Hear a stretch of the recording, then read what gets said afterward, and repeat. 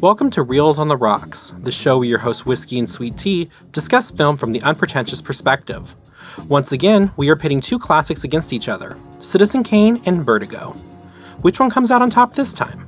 Don't forget to like, subscribe, hit that notification bell, and as always, please be advised that spoilers are ahead.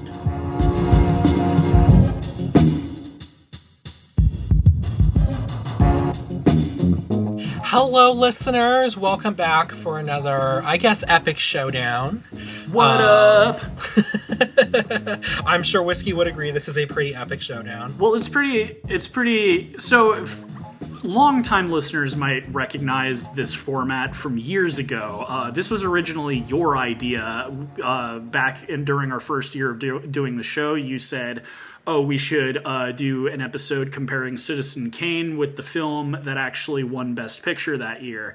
And I thought that might actually be our best episode of our first season of this show. So this time it was my idea. I was like, I liked that. We should bring it back, but with a twist. So we're talking about Citizen Kane again, but we're comparing it to another film, which I'll get into once we explain it a little bit more, but listen, I don't know what I was thinking back then. That was the dumbest idea I've ever had. No, I think it was a good idea, because again, and we talked about this, for anyone who's curious, we're probably not going to talk as much about Citizen Kane because we just info dumped in that episode. I've got a couple notes here and stuff, but if you want a much more detailed breakdown of that film with fun facts and whatever, I'd say go check out that old episode. As cringy as it probably is for me to listen to, that's where you're going to get a lot more info, because we've already talked about it, so more of it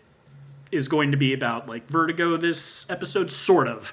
We will still talk about Citizen Kane, but I did think it was a good idea, because one thing we talked about in that episode is how kind of a funny thing about movies or art in general is it doesn't really matter how many awards or honors or whatever the film gets when it comes out. After time passes, it might be a lot more, respected than when it came out. Right, because thing, as much as Citizen Kane is considered the greatest film of all time, it wasn't seen that way when it came out. And again, we talked about this, and I've still got it in my notes. It was nominated for every major award. All it won was Best Original Screenplay. So it's kind of funny that now it's considered the greatest film of all time. But I based this, and as I said, I'll get into it, but so the rumor or the thing I had heard in conversation, I think it was at a family gathering, someone had said oh, did you hear that Vertigo beat out Citizen Kane? It's now the number one movie of all time. And I was thinking, really? Why haven't I heard this? So what I say, I'll get to it. Let me just say it right now. Fake news. Fake news. Well, I know exactly who was saying this. It's fake news with an asterisk. I'll explain. Because recently, leading up to this episode, before even doing research for this, I was like, okay, is it still, number one? And I go to the AFI site. Nope, it's Citizen Kane. And I'm like, did that switch back? Research, and I'm like, did Citizen Kane ever get topped by Vertigo? I see zero evidence that ever happened. So here's what I found. So wait, this hang is on. where I think. Hang on. Before we get into the topic. Oh yes, we should. First thing, we have two things there. I have actually a mini topic for today, which I should have prefaced with you before. But before even the mini topics, just since we're already rolling into this, what are you drinking this episode? I am actually drinking the Vertigo cocktail. Ooh! So, I looked this up. It's a super simple cocktail to make. It's just lemon juice, ginger ale, Averna, and a lime wedge for garnish. Now, I will say, and so when it's done right, the heaviness of it causes the Averna to kind of float on top of the lemon juice and ginger ale. And, it's kind of gives it, with the dark part being on top instead of on the bottom, it gives it kind of this weird, effect. Kind of like the tequila sunrise. Exactly, it's like a reverse tequila sunrise almost. I think it's tequila sunrise. The heavy stuff's at the bottom, but the way this is done, the heavy stuff's done at the top, and it's supposed to be weird and stuff. Kind of like how Vertigo is presented in the movie. I don't know if it's related to the movie or not, but it is. Now, I will say, with an asterisk here. So I wanted to make this properly. However, I went to go to Total Wine and Liquor, not a sponsor, but I was there, and Averna is like $30 a bottle, and I'm like, I've never had this before, and I don't know if I'm even gonna drink all this. So I came back, I looked up what it basically was, and the way it was described kind of made me think it was kind of like a herbal, bittery sort of liqueur. So I just went ahead and used, instead of the Averna, some of the violet liqueur that I still had left over from our Violet Evergarden episode. So it doesn't have the same effect as that one does, but the flavors should be, I think, pretty similar. So I'm gonna go ahead and give this a taste. Yeah, man. I feel you. That's the problem with cocktails. You end up having a whole pantry full of ingredients you use once. We've talked about this. We have talked about this. And this is actually pretty darn tasty with the violet. Right? I was feeling lazy and fancy at the same time, so I did a first for our show, but one that was very low effort. Since this is the anniversary of this format, I thought it was worth celebrating, because again, I think that is probably one of our best episodes of that first season. So I went ahead and did champagne. Nothing too fancy, cheap bottle, but it's a Cook's California champagne. So I know if there's anyone listening in France that means it's not really champagne, it's sparkling wine. It's Prosecco. I almost called you somebody else. It's Prosecco whiskey. Right? So it's a Brut. But, California sparkling white wine. So that's what I'm doing for this. But so what's your mini topic? So my mini topic is, as I texted you earlier about this, it just broke today, right? Oh, yeah. I mean, the actors are striking. Now, this is the first time that the writers and the actors have struck since the 1960s, which I actually think, hang on. I want to confirm something before I just say something and it be incorrect. Okay, no, that's the medical condition. Gosh, I hate having to put movie in. Okay. Okay, not quite. I thought Vertigo came out in the 50s. I mean, the 60s. It did not. It was 1958. No. 58, I think? Yeah, 58, I've got the date right here. Same sort of time, but this is a huge deal. And if you saw, I don't know if you watched the press conference that Fran Drescher gave, because she's the SAG president right now. I gotta say, I was, a month ago, weeks ago, whatever, like, as things were leading towards this, I was beginning to, agree with you. Oh, the writer or the actors are probably going to strike. If you'd asked me a month ago, I gotta say, big ups to Fran Drescher, because like a month ago, she seemed very passive to the whole thing. Yeah. But man, she delivered quite a speech earlier. Oh, yeah. And it was nice. It was nice to see her actually, and again, no offense to her, just kind of based on how she was commenting on the situation a long time ago. Yeah. It seemed like she was, maybe we can reason with them and stuff. I'm glad, and we've been commenting on this for the last couple of episodes. The actors should be striking because, like, as if the studios respect their performance or anything, they will. I mentioned this in one of the other times we were covering it, but if anyone doesn't know, like, look up what happened to Marty's dad in Back to the Future. He basically, like, lost the rights to his own likeness, and they hired a double because they didn't want to pay him. They were just like, we'll just, like, digitally fix it and make it look like it's him.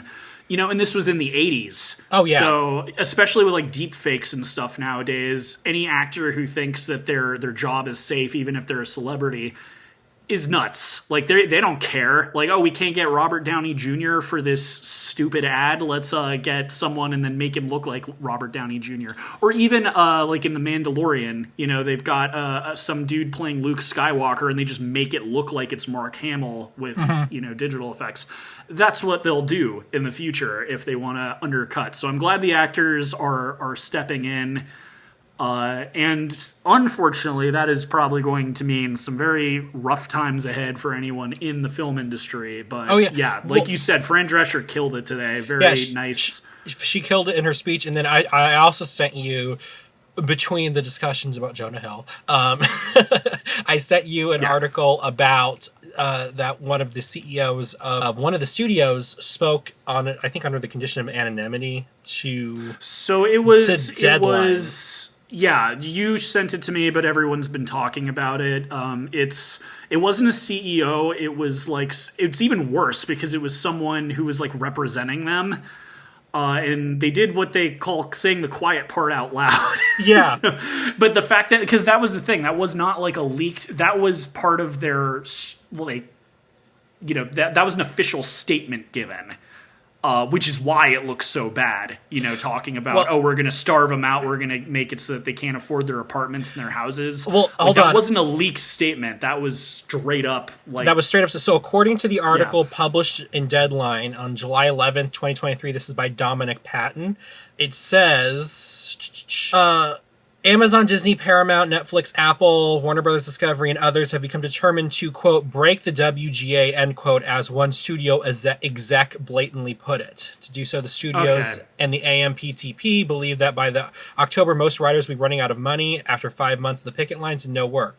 Quote, the end game is to allow things to drag on until union members start losing their apartments and losing their houses, end quote, a studio executive told Deadline, acknowledging the cold as ice approach. Several as other sources reiterated the statement.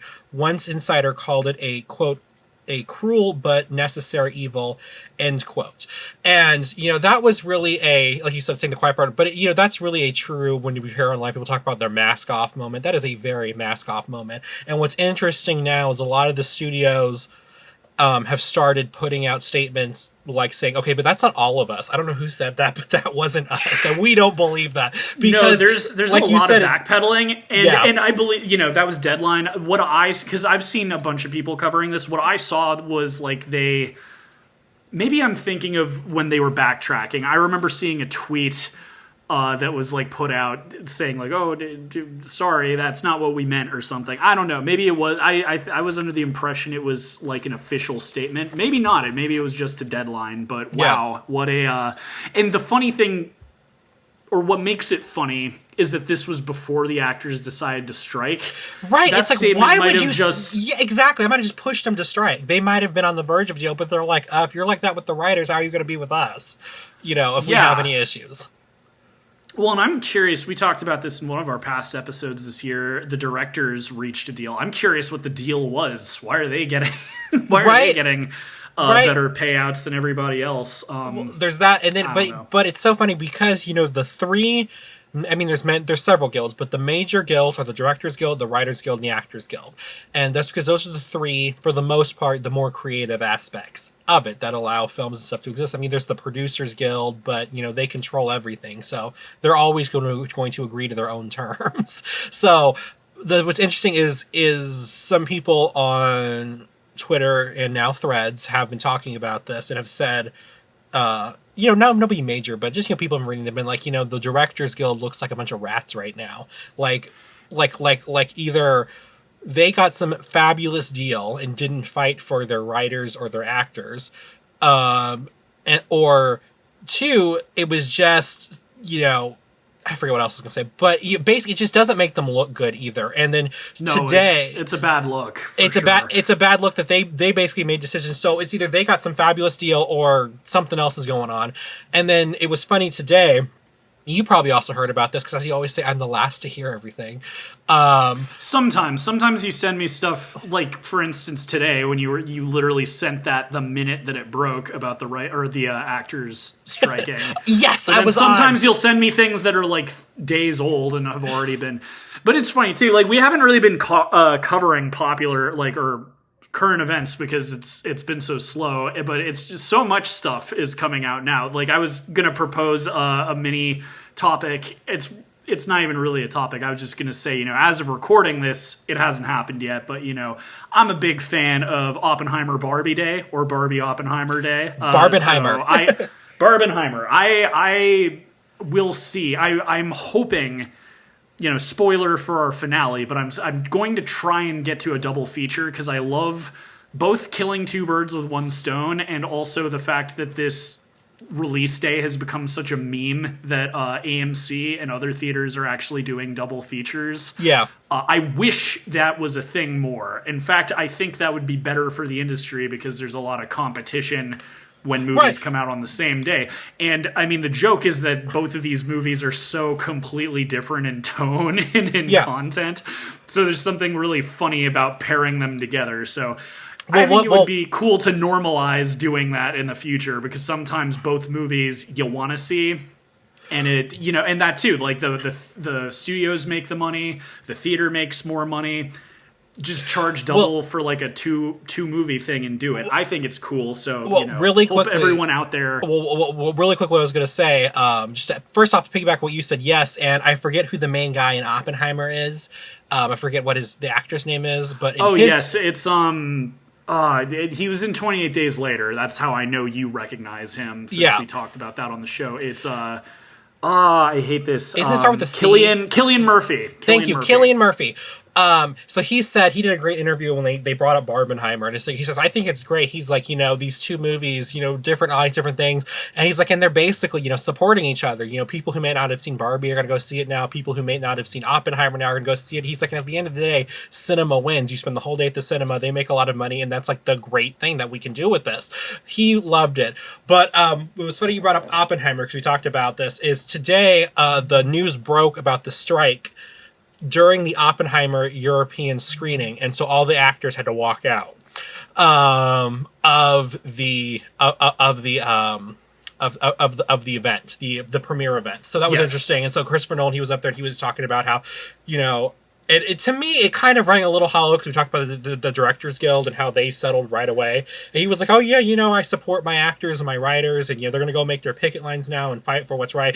And I'm so glad that he wasn't upset about it. But like we talked about previously with them settling so well and it not being a good look, I'm like how I think I'm pretty sure he's being genuine, but it makes you question how much of that was genuine. But I'm pretty sure with him, I think it was. But it just seemed the thing is, like, all of the directors are roped in with it, too. Spielberg, like, even people like Guillermo del Toro are members of the guild. So it's, it's a tough pill to swallow, and I'm sure some of them probably don't agree with not striking. I don't know. Like you said, we don't know what deal they struck. It's just not making any of them really look good. Yeah. Even if they've been good in the past, so unless they're vocal about it.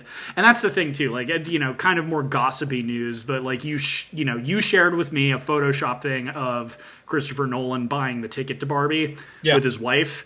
And I was like, oh, this is so great. I was so disappointed when you told me, oh, it turns out that's a Photoshop, because it's like, why, dude, why are you fighting this? Like, just be happy. Like, your movie is going to do well. There's no question that, like, Barbie's not going to ruin your, some people are going to want to see Oppenheimer instead of Barbie if they have to make the choice. You're a freaking, like, blockbuster director. It's fine. Yeah, it's so fine. The fact he's being petty enough to, like, be annoyed about it, it's like, dude, embrace the meme. I don't know. Maybe he doesn't know that people are joking about it online, because I feel like I think he would like the double feature idea. I don't know if he's aware of it, but, that way you both win. You both get, like, the highest numbers or whatever. I feel like part of it is also, like, Tenet did so poorly that he's, like, paranoid that it's going to happen again. Forgetting the fact that we were still in lockdown when Tenet came out, and also, to be honest, Tenet wasn't that great of a movie. So, like, I feel like that's where it's coming from. Like, he's afraid that he's gonna bomb again. I don't know, but it's very weird for him to be super hostile to the whole Barbie thing. Okay, so what's interesting is I sent you that article, or I sent you excerpts. I talked about this of it was interesting. He was unhappy. He didn't say he was unhappy, but in the interview it was pretty obvious how unhappy he was. Christopher Nolan was asked, and this is an article by the Hindustan Times, just because it's the first one I could find, but I know it was published in something that I've actually heard of before. This is from July 12th. Christopher Nolan was asked if he's watched Barbie. He replied with a curt no. And then he was asked about Arm & Hammer. He was Arm & Hammer. I'm sorry. I'm sorry. That is baking soda. That is Arm & Hammer. I love that. And if I wasn't so lazy, I'd make a meme out of that. That's great. Right. A reported insider claims that when the author asked Nolan to press him at Oppenheimer if he's watched Barbie, he replied no. A curt response accompanied by a hint of disinterest. When he was probed further, Nolan said, "Now you must know I'm not going to answer that question."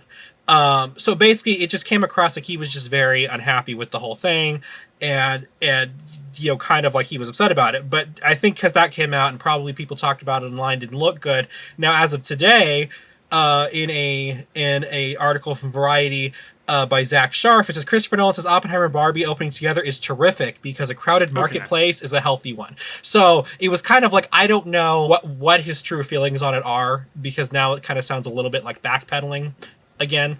It's possible he saw that it was not being received well by people. But again, I'm kind of... He's never been a jerk before. He's never been, like, dismissive of other directors. So I don't know his mind, but I feel like what I just said is probably the case. I think he's terrified it's going to bomb again because Tenet was like a sure thing. It was the first time one of his movies failed. Mm-hmm. And I think the fact that there's a massively mainstream and lucrative, like, even if a Barbie movie sucked, it's going to make a lot of money. So I think he's very terrified that that's just going to steal all of the... but again, if he knew that a lot of theaters were capitalizing on the internet jokes by having a double feature, I think he might be doing that. It makes me wonder if he even saw the tweet that was the Photoshop response, like with Greta Gerwig and Margot Robbie like buying tickets to Oppenheimer. I wonder if he even saw that, because he's not. I don't even think he has a Twitter. He might, but he's not one of those people who's really like online a lot, so maybe he doesn't even know that they like sent that. I don't know, but it's very disheartening that he didn't return the favor, because I feel like that would have been nice. Right. Well, especially I loved that we got. I told you that response. The response that he gave. And then I told you later that day I saw that response from Cillian Murphy where he was just like, "Oh yeah, this is great for cinema as a whole." Like, it may not be everybody's cup of tea, but the movies are supporting each other. Different audiences are seeing them, which I think is fabulous. And so it was just such a night and day response. And then now we get this response. So to me, it was very interesting. But like you said, it's probably more that thing, because as you said, I've never known Nolan, and I've never known him to be a jerk either. I mean, I thought he was a little delusional when he was like, everybody go to the theater during this deadly pandemic and risk dying for me. Again, like, to me, that when that was going on, what that felt like was he was afraid that the theater industry, like, where it comes off as egotistical to me is him thinking that his movie was going to be the one to save everything. Yeah. But him urging people to go didn't feel so much like, about his movie as much as he's like, again, this was before even like the joke stock buyout, or not buy, like when people were buying stocks of AMC and stuff, and that ultimately ended up saving them. This was before all of that. So again, like, I don't know the man. What's strange to me is he's never been this like petty or anything. He's never attacked other directors. He's never been super paranoid about, so I don't know. I think he was traumatized by his last release. That's the only thing I can guess, because his behavior the last like 3 years has been odd compared to how he's acted in the past. So I don't know, but it is weird and a little concerning to me, because he's never been that kind of director. I had a friend tell me, and you probably agree with this, that this is kind of slightly related, but she said, "What's wrong with Christopher Nolan? Doesn't he realize he should be in front of the camera and not behind it?" Everyone said this when Inception came out, like, because a lot of people were saying like, "Oh, Leo's an insert for him." It is hilarious how similar they look. Right, except if Leo DiCaprio was a director, like, it's crazy how much he looks like Leo. Well, except the only thing I would say is nowadays we don't think we think Leo's a creep. Yeah, at least, well, there you go. I mean, Christopher Nolan married his wife in his early 20s. She's produced every film he's ever made, and they're still married. So at least he's got that going for him. He's not, dating 20-year-old girls. Oh my God, what's the guy's name who did, and I follow him on Instagram, the guy who did Book of Life, and I can't think of what the director. This is gonna. It's I know who you're talking about. Jorge Gutierrez. Yes. Jorge Gutierrez. So I follow him on Instagram, and he's always posting pictures of him and his wife and his kid, like just like doing stuff around their house or if they go out somewhere, and he'll be like, having cocktails with the muse, referring to his wife. And I'm just like, that is such couple goals. Like, that is amazing. And I kind of get the impression that Christopher Nolan and his wife, with their, shared creative interest and the fact that they basically they support each other through what they do. I'm like, that's couple goals also. So, Christopher Nolan. They're very wholesome. Again, don't let me down. No, again, I am hoping he snaps out of this because he's never acted like this before. And this goes back to like 2020 when Tenet came out, and it's like, dude, calm down. You're fine. You don't need to compete with everybody. Be your old self because you never used to be like this. That's why Tenet is why he's producing with Universal. I mean, why he's doing this project Universal instead of with Warner Brothers. Exactly. Yep, and I noticed that too because he's always a Warner Brothers guy, and I've noticed recently when I was at the theater and saw an Oppenheimer trailer, I was like, oh, whoa, it's Universal.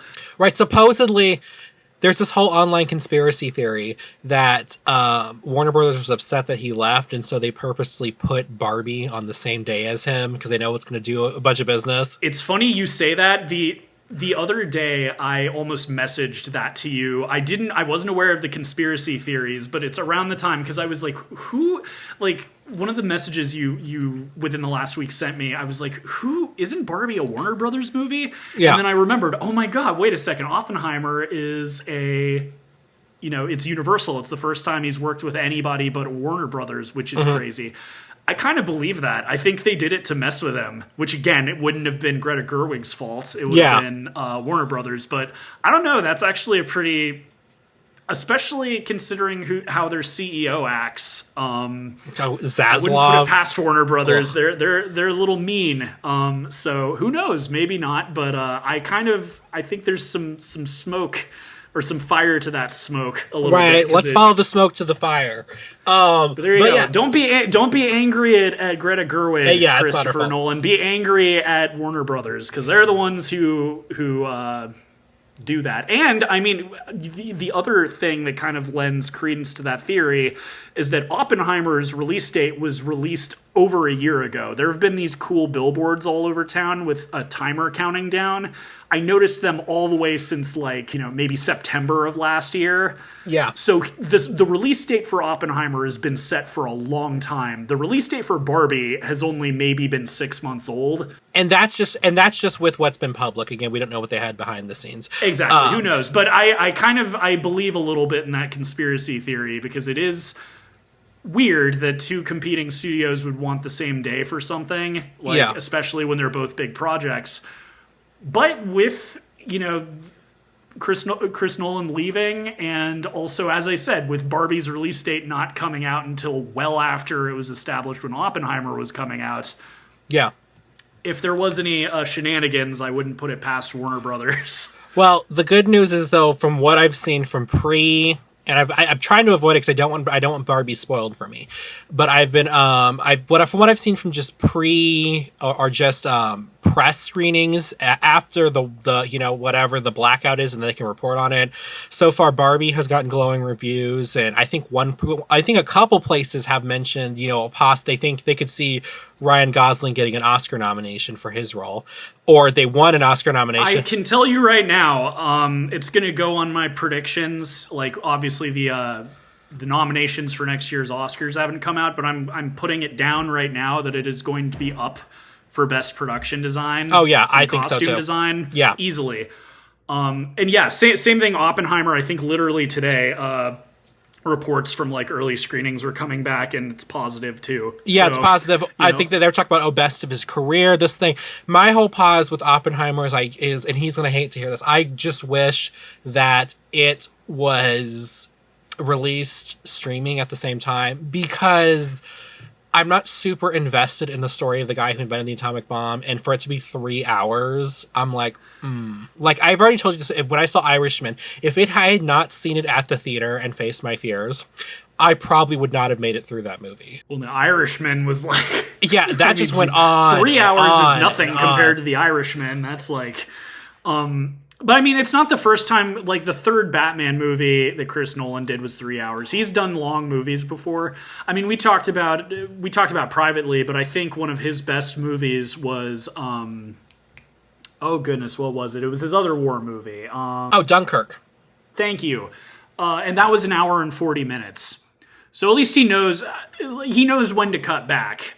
So maybe it's worth it. I'm just hoping this, but then again, you also don't know, and I'm not trying to be rude, but you also don't know how much of the praise is for the actual project or because it's somebody as celebrated as he is.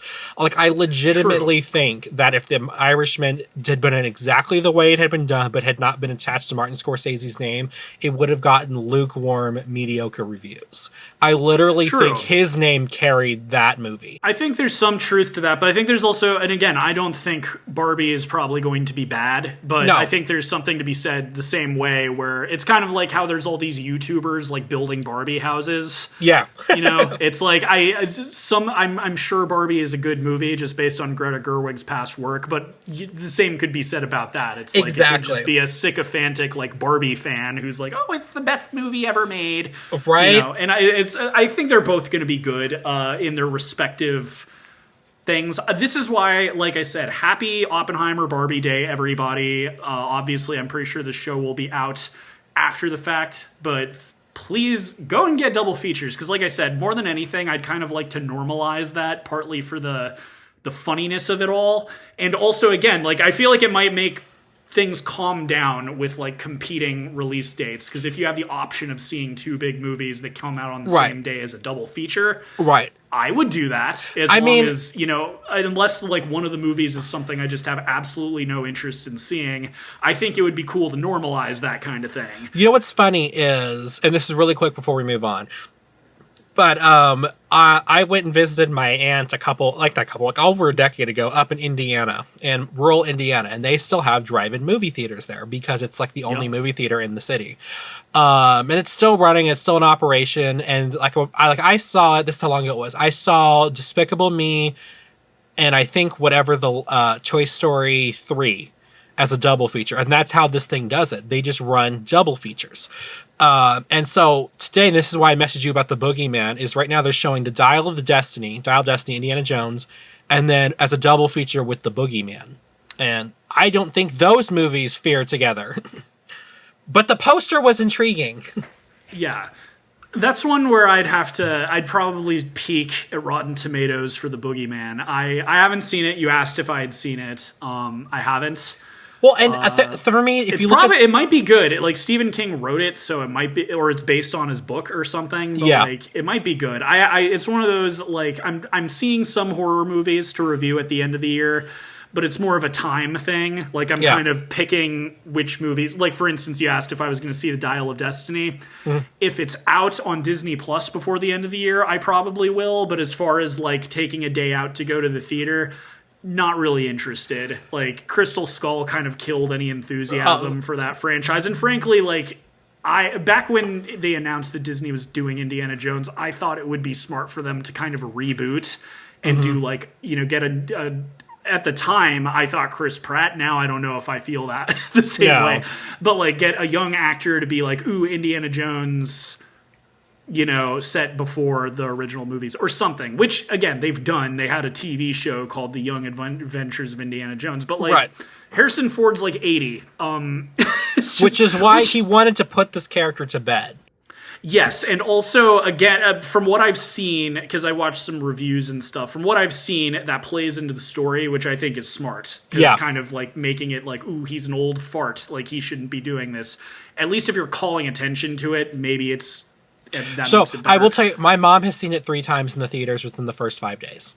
So she likes it, and she says from what the discourse she's seeing on Twitter is the people who do end up going to see it, they're like, this is not as awful as everybody said it was. Why is everyone saying it's so awful? Everyone seems to think it's okay, which is fine. You know, like, I don't think anyone thinks it's the best one, but it's... the ending was spoiled for me, and because of how crazy it gets, that's why I'm interested in seeing it if it's on streaming, because it goes places. I'll just say that much. Well, I will just say that I think their biggest mistake was premiering at Cannes. It's like, that's not the audience you're going for. That's just a bunch of snooty people, you know, who think they know what cinema is, and then usually the movies they pick end up bombing. I think I've mentioned this to you, but perfect example of that. At Cannes, the Daniels' first film, Swiss Army Man, premiered, and everybody walked out. Yeah. Now, a few years later, their subsequent film, Everything Everywhere All at Once, huge winner. Yeah. You know, so that's how snooty film people can be sometimes, you know. They're like, such oh, yes, fair weather fans.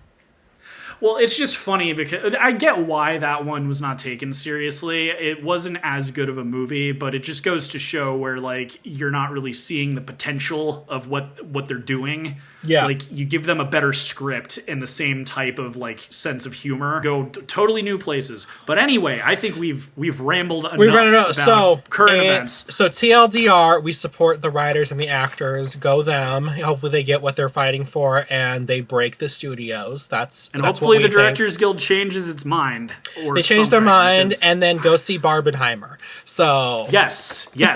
happy Barbenheimer Day.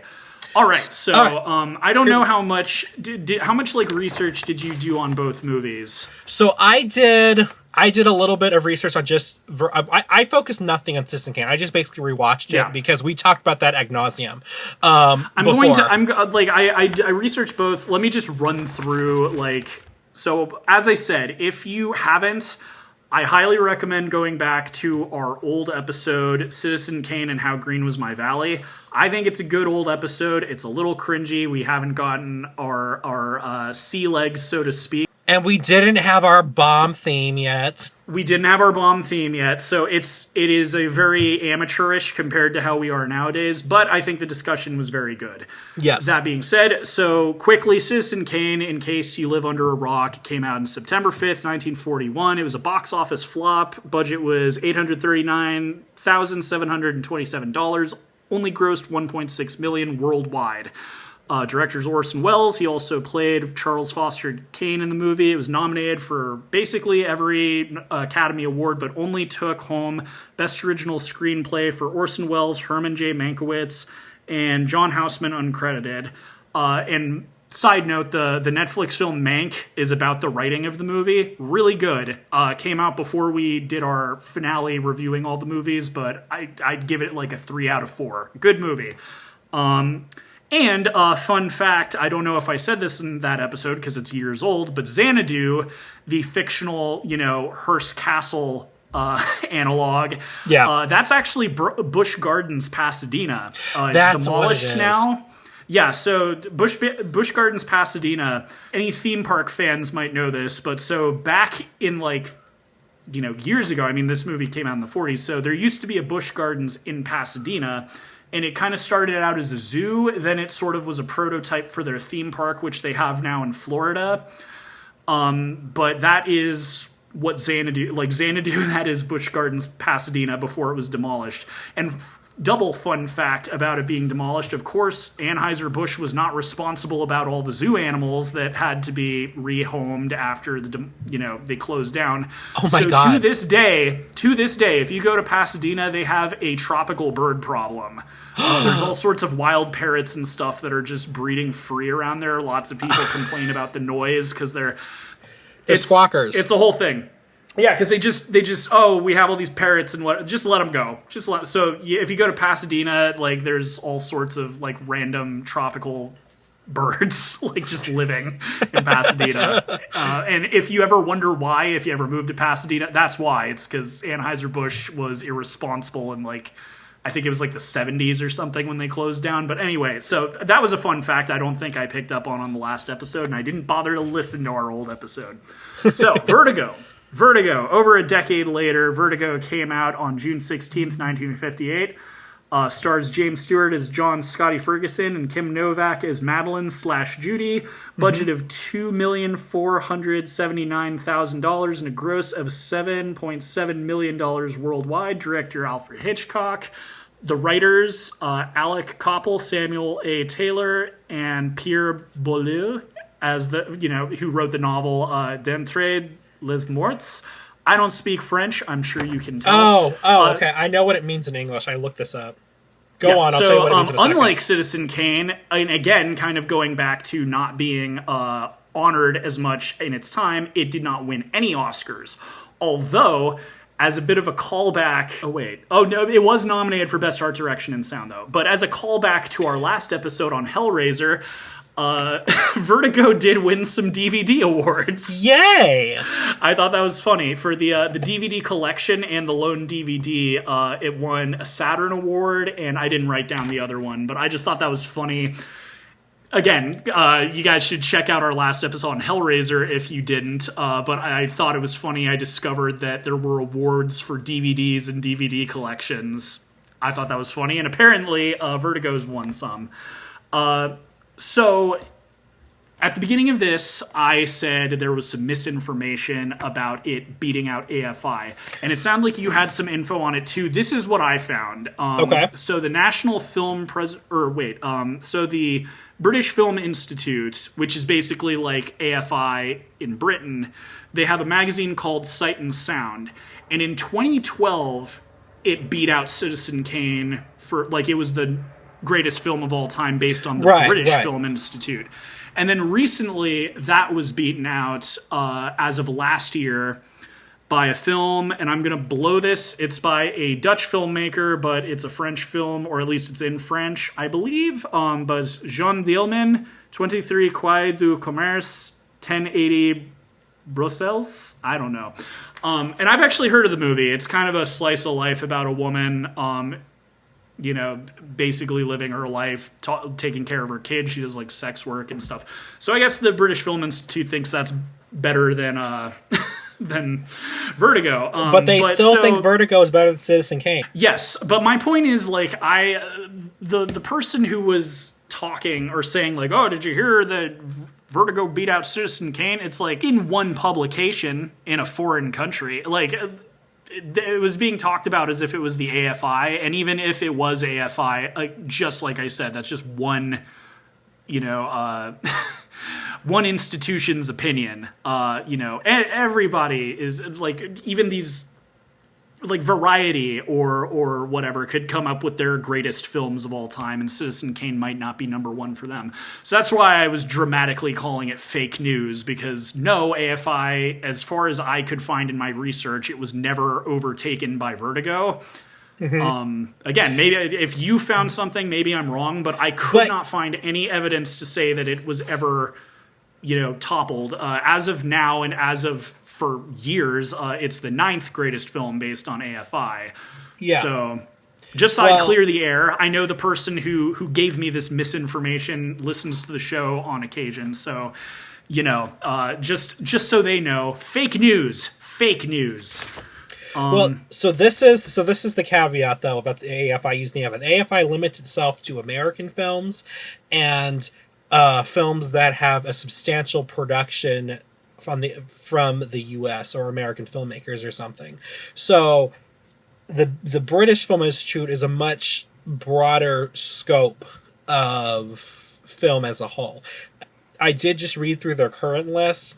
I'm a little hesitant to take it seriously. It's a little, like, even the film that overtook it, for instance, that film, I'm aware of that film. I haven't seen it yet, but the one that is in their number one spot right now, I raise an eyebrow. I'm like, I don't know about that. It looks like, I haven't seen it, but it looks like a cool film and everything, but best film of all time? I don't know about that. It feels like they're kind of being maybe a little contrarian, maybe a little artsy-fartsy about it, because, it's a very minimalist, like, slice of life film.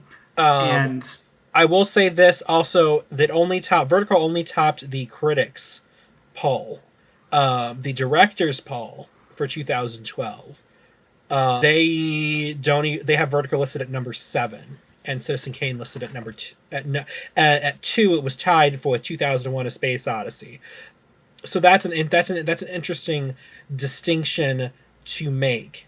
That being said, like I said, I'm very apprehensive about the 2022 list.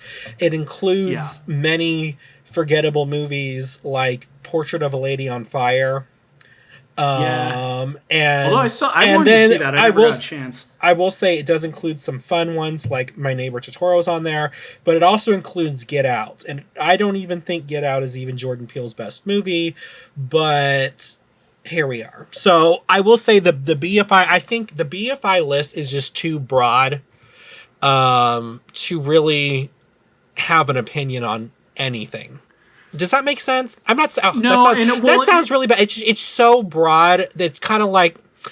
It's like when people say, oh, it's like how like the Golden Globes has a separation. Well, previously when they existed, had a separation between comedy and drama films, which I seriously think the Academy should do. Yeah. But it's like they put too many complete in and you're trying to put them all. To me, it's like it's way too convoluted. But that's just my opinion on the BFI. I'm not going to mention the fact they didn't even rank Gone with the Wind this past year. I think there was some revisionism going on there. Well, like, to go back, we said this in our last years ago when we did this same type of thing. I think it's, in case this is the first time you're listening to the podcast, you haven't listened to that episode. I have stated this before. I think the idea of there being a quote unquote greatest film of all time is very stupid. I think it's just impossible. Like, just for example, different genres exist. I think the greatest fantasy film of all time is going to be very different from the greatest action film or the greatest science fiction film. Like, these things aren't comparable. Like, you can't really, like, sit down and be like, well, the story was better in this one, and the special effects, for instance. What if the story doesn't need any? Like, what if it's a much more, like, grounded, like, crime thriller or something? Like, you're not going to need a lot of CGI for that. So, like, does the fact that this film has a lot of special effects make it automatically better? Like, the whole thing is really stupid. And that's why, one, I think it's good that there's all these different, publications and institutions that rate these sort of things, because everyone's going to have a different opinion. Do I agree with BFI's list of movies? Probably not. But I think it's good that they have a different list than AFI, partly because AFI also, like, never changes its list hardly ever. And then the same with AFI, I also like that outside of, like, the broad ranking, they have sections. Like, they have the 10 best fantasy, sci-fi, drama, what have you. Like, they've separated them into genres, like, as a sub list, which I think is kind of nice. Like, they have them ranked numerically, but they also have them separated that way. Yeah. But it's just dumb. Like, we did kind of come to a decision on not even which one was better. Like, but we were like, oh, how Green Was My Valley? Did it deserve to win Best Picture? And we both unanimously said yes, partly because of Citizen Kane getting so much recognition later on. It's like, it doesn't need to have won Best Picture because it was going to go on to be considered the greatest film of all time. So who cares? Let this film be the greatest film of its year before it's completely forgotten by this other film. I actually have something to add to that about that. So I read an article from movieweb.com, and credit where credit's due here. We're not a studio, we like writers, by Trey Pash, published on May 10th of 2022. And it was about, why has Vertigo overtaken Citizen Kane as the best film ever?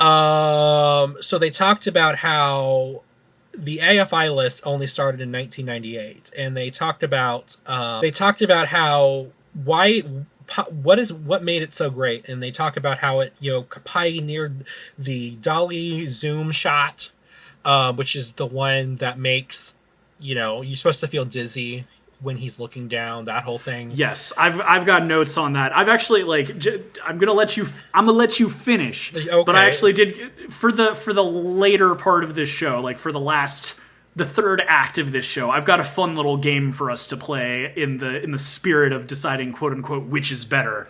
Right. So we'll talk, like, in my notes. Okay, and we'll get to it. But I do talk about the cinematography. That's actually been called the Hitchcock zoom. Well, that's like how the Dutch angle, I refer to it as the Batman angle, because that's how the 60s Batman shot everything.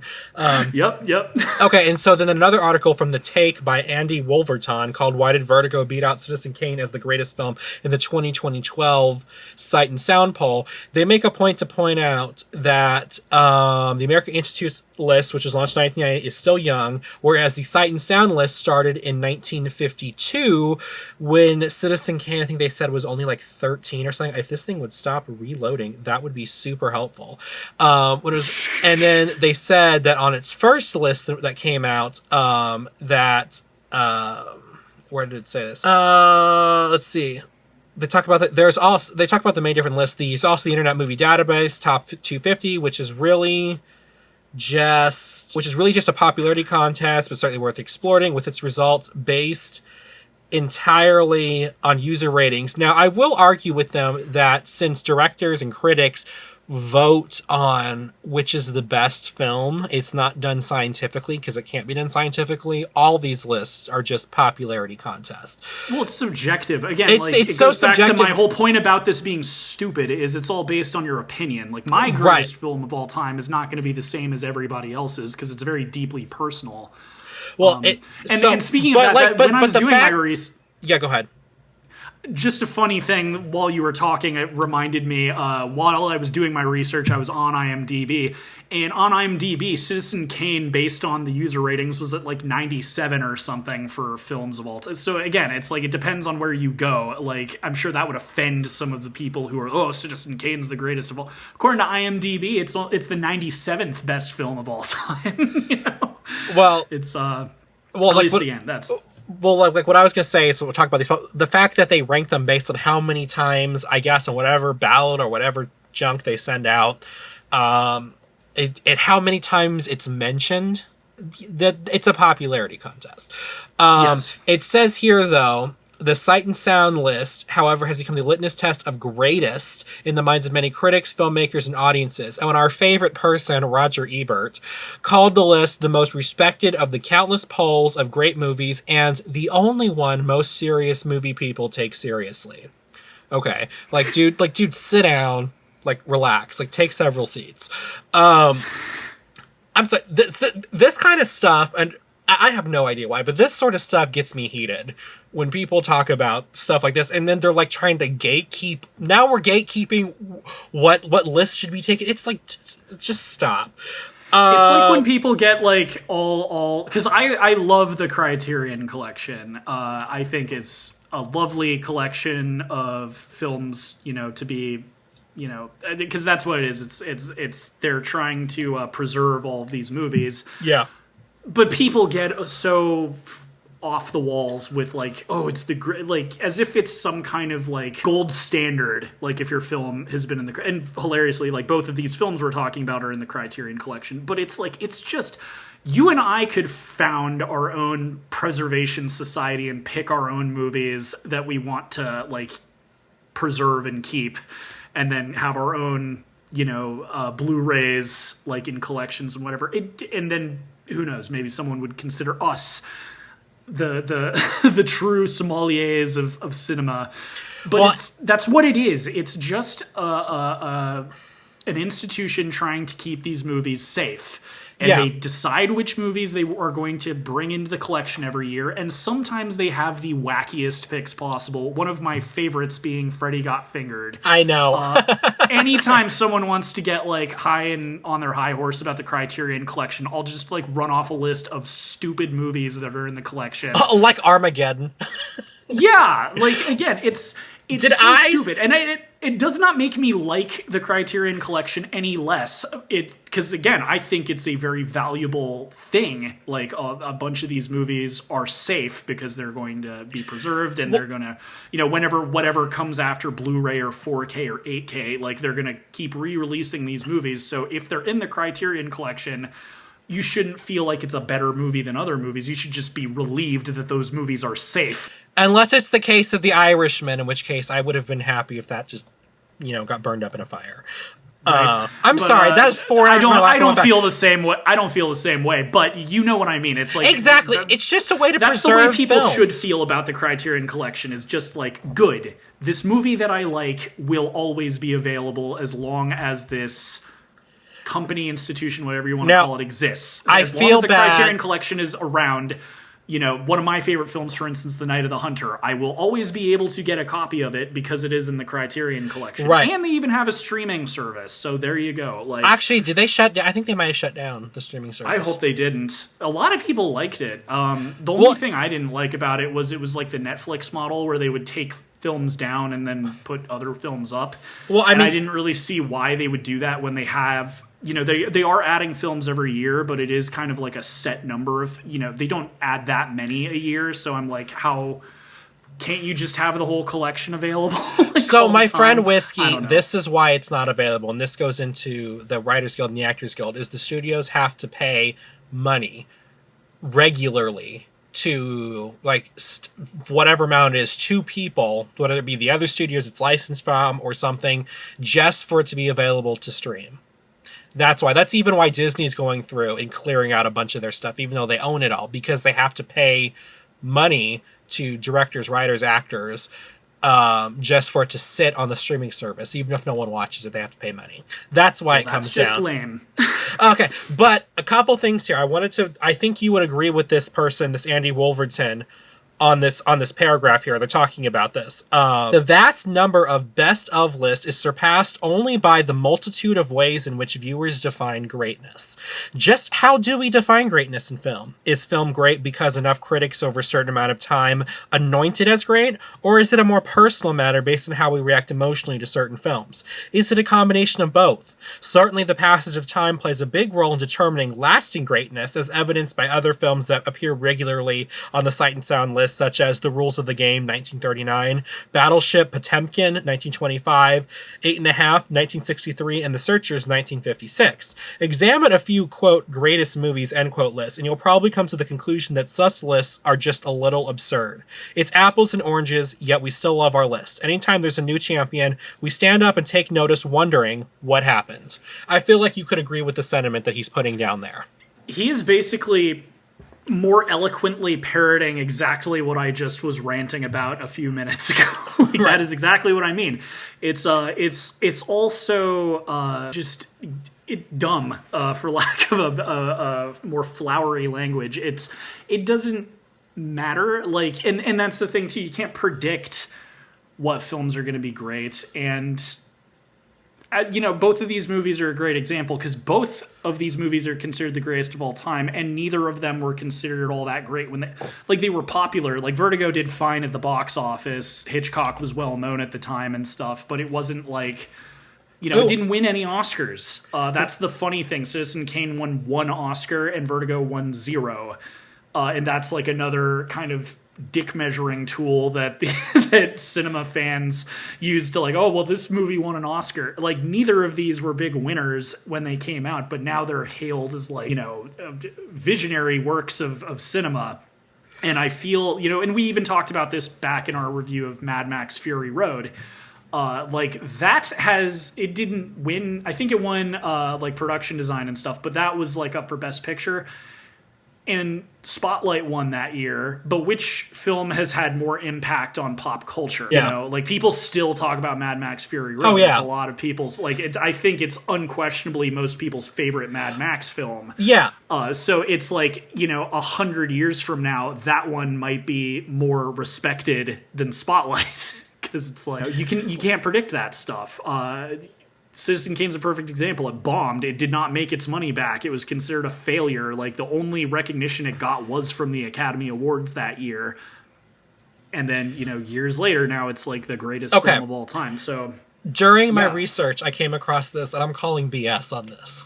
And for the same reason that I call BS on when the creators of Friends, they claim the reason why, because the character of Chandler on Friends is quite obvious. If you look at the pilot, was meant to be a gay character, but he wasn't.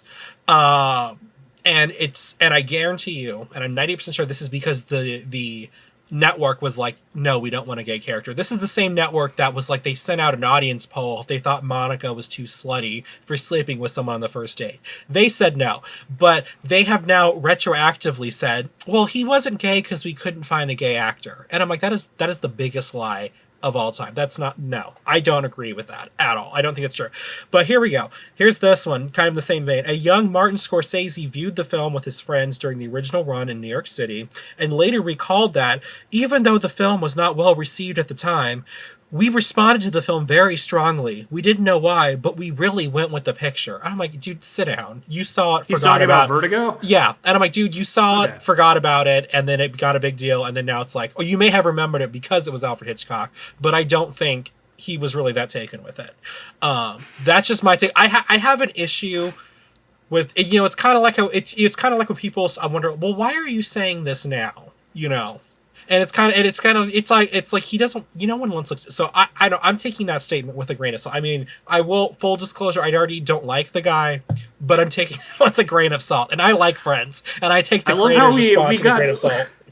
We made so much progress in our review of The King of Comedy with you forgiving Scorsese, but it's I mean, hey, it's in our closing line every episode. So you hating him is like become it's part of the it's part of the lore. It's part of the greater lore of our show. It's part of your character development. Listen, I will fully admit, at one point, our intro to the show was the unpretentious and uninformed perspective. So right. I'm totally willing to own that. But from what I read, though, you know, the movie did, like you said, okay. You know, it wasn't like a blockbuster or anything. Well, this is a perfect. So I'll tell my little story with this. So between the two of these, I'm actually very happy we got to watch, or I got to watch this again, because this is one of those movies. Like ever since I was a teenager, I'm one of those people where I need to see all of the like famous films. And it's been a lifelong journey. I'm still trying to see new movies all of the time. But this was one that I borrowed from a friend in high school because I knew, oh, it's Vertigo. I have to see it. Yeah. And over again, I kept falling asleep. And I think they say like teenagers like are in crisis because they're constantly having to like basically go to school at the crack of dawn and like all this other. I agree before all the scientific evidence came out, because no time in my life was I sleepier than when I was a teenager. Like it blows my mind because nowadays I can like work after like 4 hours of sleep. Mm-hmm. I could get a full 8 hours of sleep as a teenager and I'd still be like nodding off the second I got home from school. So anyway, like I kept falling asleep watching this, and I had to keep like asking my friend, like, can I keep it for a little bit longer? And I eventually did finally like see this movie, and I was just like, this is such a weird movie. And I didn't hate it or anything. It just kind of left this impression of like it was the strangest Hitchcock movie I'd ever seen. Right. And that ending, man, is bonkers. But then I have like, issues with that ending, but we'll get there. And we will. And yeah, basically I've only seen this film once up until rewatching it for this show, and I'm very happy because I like it a lot more now than when I was a teenager. But I just thought that was kind of funny, like, and talking about the musical score, it's, as I said, I've got a plan for the last part of this podcast where we'll get more into the meat of the movie, but rewatching it, it was refreshing both in that I liked the movie more, and also I could completely see why it was putting me to sleep as a teenager. Yeah. Mix of the score and some other things we'll get into, but it was just kind of funny, like, watching it and being like, yeah, no wonder this kept making me nod off. Like, yeah. But I'll also, like, on that, I'll just add the last couple of, like, fun facts I got researching this. One, the National Film Preservation Board only added this to the registry in 1989. I think that's funny, both with how long things take and also how long it takes before a film is considered worthy of being, you know, added to the registry. Well, I think they only started preserving in the 80s. There you go. The National Film Registry. You're probably right. But I just thought that was interesting because I don't know when it was started. I just thought, wow, that's like so long afterwards. That I just thought that was interesting. And also the Saul Bass intro, which he's famous for doing intros for so many movies, a lot of Hitchcock movies, but this one is pretty wild. And it is apparently the first film to use computer graphics, which, cool. Really? I did not know that. That's apparently what it, you know, that's the fun fact I saw on IMDb, which maybe is right. Again, it's one of those things, like, I kind of have to take it as accurate. I didn't really look into it more, but I can kind of believe it. It's pretty crazy. There's a lot of crazy visuals. And as Dude, relax about the film Registry, because that was the first year. There you go. Oh, and this is where another fun fact. So you said you don't like the ending. In Europe, there's an alternate ending. Yes, there's I read about that. Yeah, where the bad guy can't get away with a crime. Yeah. So there's like, I guess, an alternate version where he gets arrested at the end or something. He doesn't get arrested. They're tracking down the husband. And I don't mean Scotty. I meant the murderer. Yeah, the murderer. Obviously. Yeah. Well, because Scotty wouldn't he didn't do anything wrong. Unless they thought that he murdered the girl at the end. Listen, his whole thing is very much like that whole staircase case where I'm like, if I was a juror, I'm sorry, Scotty, I realize nothing wrong, but not having watched the movie of your life, I would have probably voted you guilty. I have got so many things to say about Scotty. Like, as the final part of this is going to be a lot of fun, and we'll get to kind of eat into the movie a little bit. But as far as like fun facts and background, that's all I've got. So until we get to my fun little game, you have the floor. Well, okay. Okay, well, I spent the entire time interjecting in there with my opinions. Okay, so this is my whole take on Vertigo. Now, I will be totally transparent here. The first time I saw this was during the pandemic. It was always one of those Hitchcock films I meant to get to, and just for some reason I never did. But I totally understand what you're saying about, watched it for the first time at the wrong time in life. Like, when I first, I love Rebecca, which is also a Hitchcock film. The first time I saw it, I couldn't get past the setup, which is just the meeting at that like a resort. And at first you were like, this is a different type of movie than I thought it was going to be, but okay. But to me, it's super surprising, and this is just from my opinion, that so many people hold it so highly, because I don't even think this is one of his best films. I kind of put this in the category with Birds, where it's a fine movie, but it's not his strongest work. And it's really interesting to me that so many people, like, the first Hitchcock film I ever saw, and I still beloved it to this day, and it's still, I think, his best feature, was Rear Window. I watched that a lot. I really, and we talked about this when I was marathoning some Hitchcock films, because and you were like, I just rewatched it for the first time in a while. Well, because again, like, so for this, I wanted to, because I owned Psycho, but I was like, I need to own some more Hitchcock movies. We're going to be reviewing Vertigo. I might as well buy a collection. Yeah. So to make sure, because I got the international Blu-ray, so I was like, oh goodness, is this going to work? So just to test it out, I watched some Hitchcock movies, and yeah, we were talking about Rear Window, and I forgot how, I liked that one a lot, but I forgot how good it was. I mean, I personally think that's, like, even if you don't think it's his best work, I think that's a better one of his works than Vertigo is. Psycho, I've mentioned this on the show. Psycho is my favorite. It's very simple. It's very, it's also very, unique in the way that it tells the story. It's just good. It's genuinely, and I saw that when I was in like 5th grade or so. Like, again, it was one of those where it's like, oh, you should see Psycho. It's a classic. And I was blown away at just how good it was, even as an impatient, stupid kid. I was just like, this is great. Like, from the whole misdirection at the beginning, like, literally I was so confused because, I'd just seen the title sequence. I knew I was watching the right movie, but the first, 40 minutes of Psycho, I'm just like, this can't be the right movie. This has to be wrong. And then when it happens, anyway, that's like a whole discussion for another thing. But Psycho's my favorite. Hitchcock's one of those directors where, all of his movies are good, even his bad it's like pizza. Even when it's bad, it's still pretty good. Yeah. And that's the thing with Vertigo. I liked it when I saw it. When I was finally able to finish the movie without falling asleep, I liked it. But it was so strange that and also, you kind of learn what's going on very quickly before it ends. Yeah. That it just sort of hit me like a ton of bricks, the ending, and I was like, whoa, whoa, what? It's one of those movies I feel like is better to rewatch, because going into it, I forgot most of the details of the plot except the ending. Yeah. But it was kind of better going into it a second time, because I knew where it was going. I just forgot how you got there. Yeah. And I guess, like, do you have any, like, research or tidbits or anything to get into? Because this might be a good time for me to explain my or the battle of the films, the battle of the best films. The battle of the best films.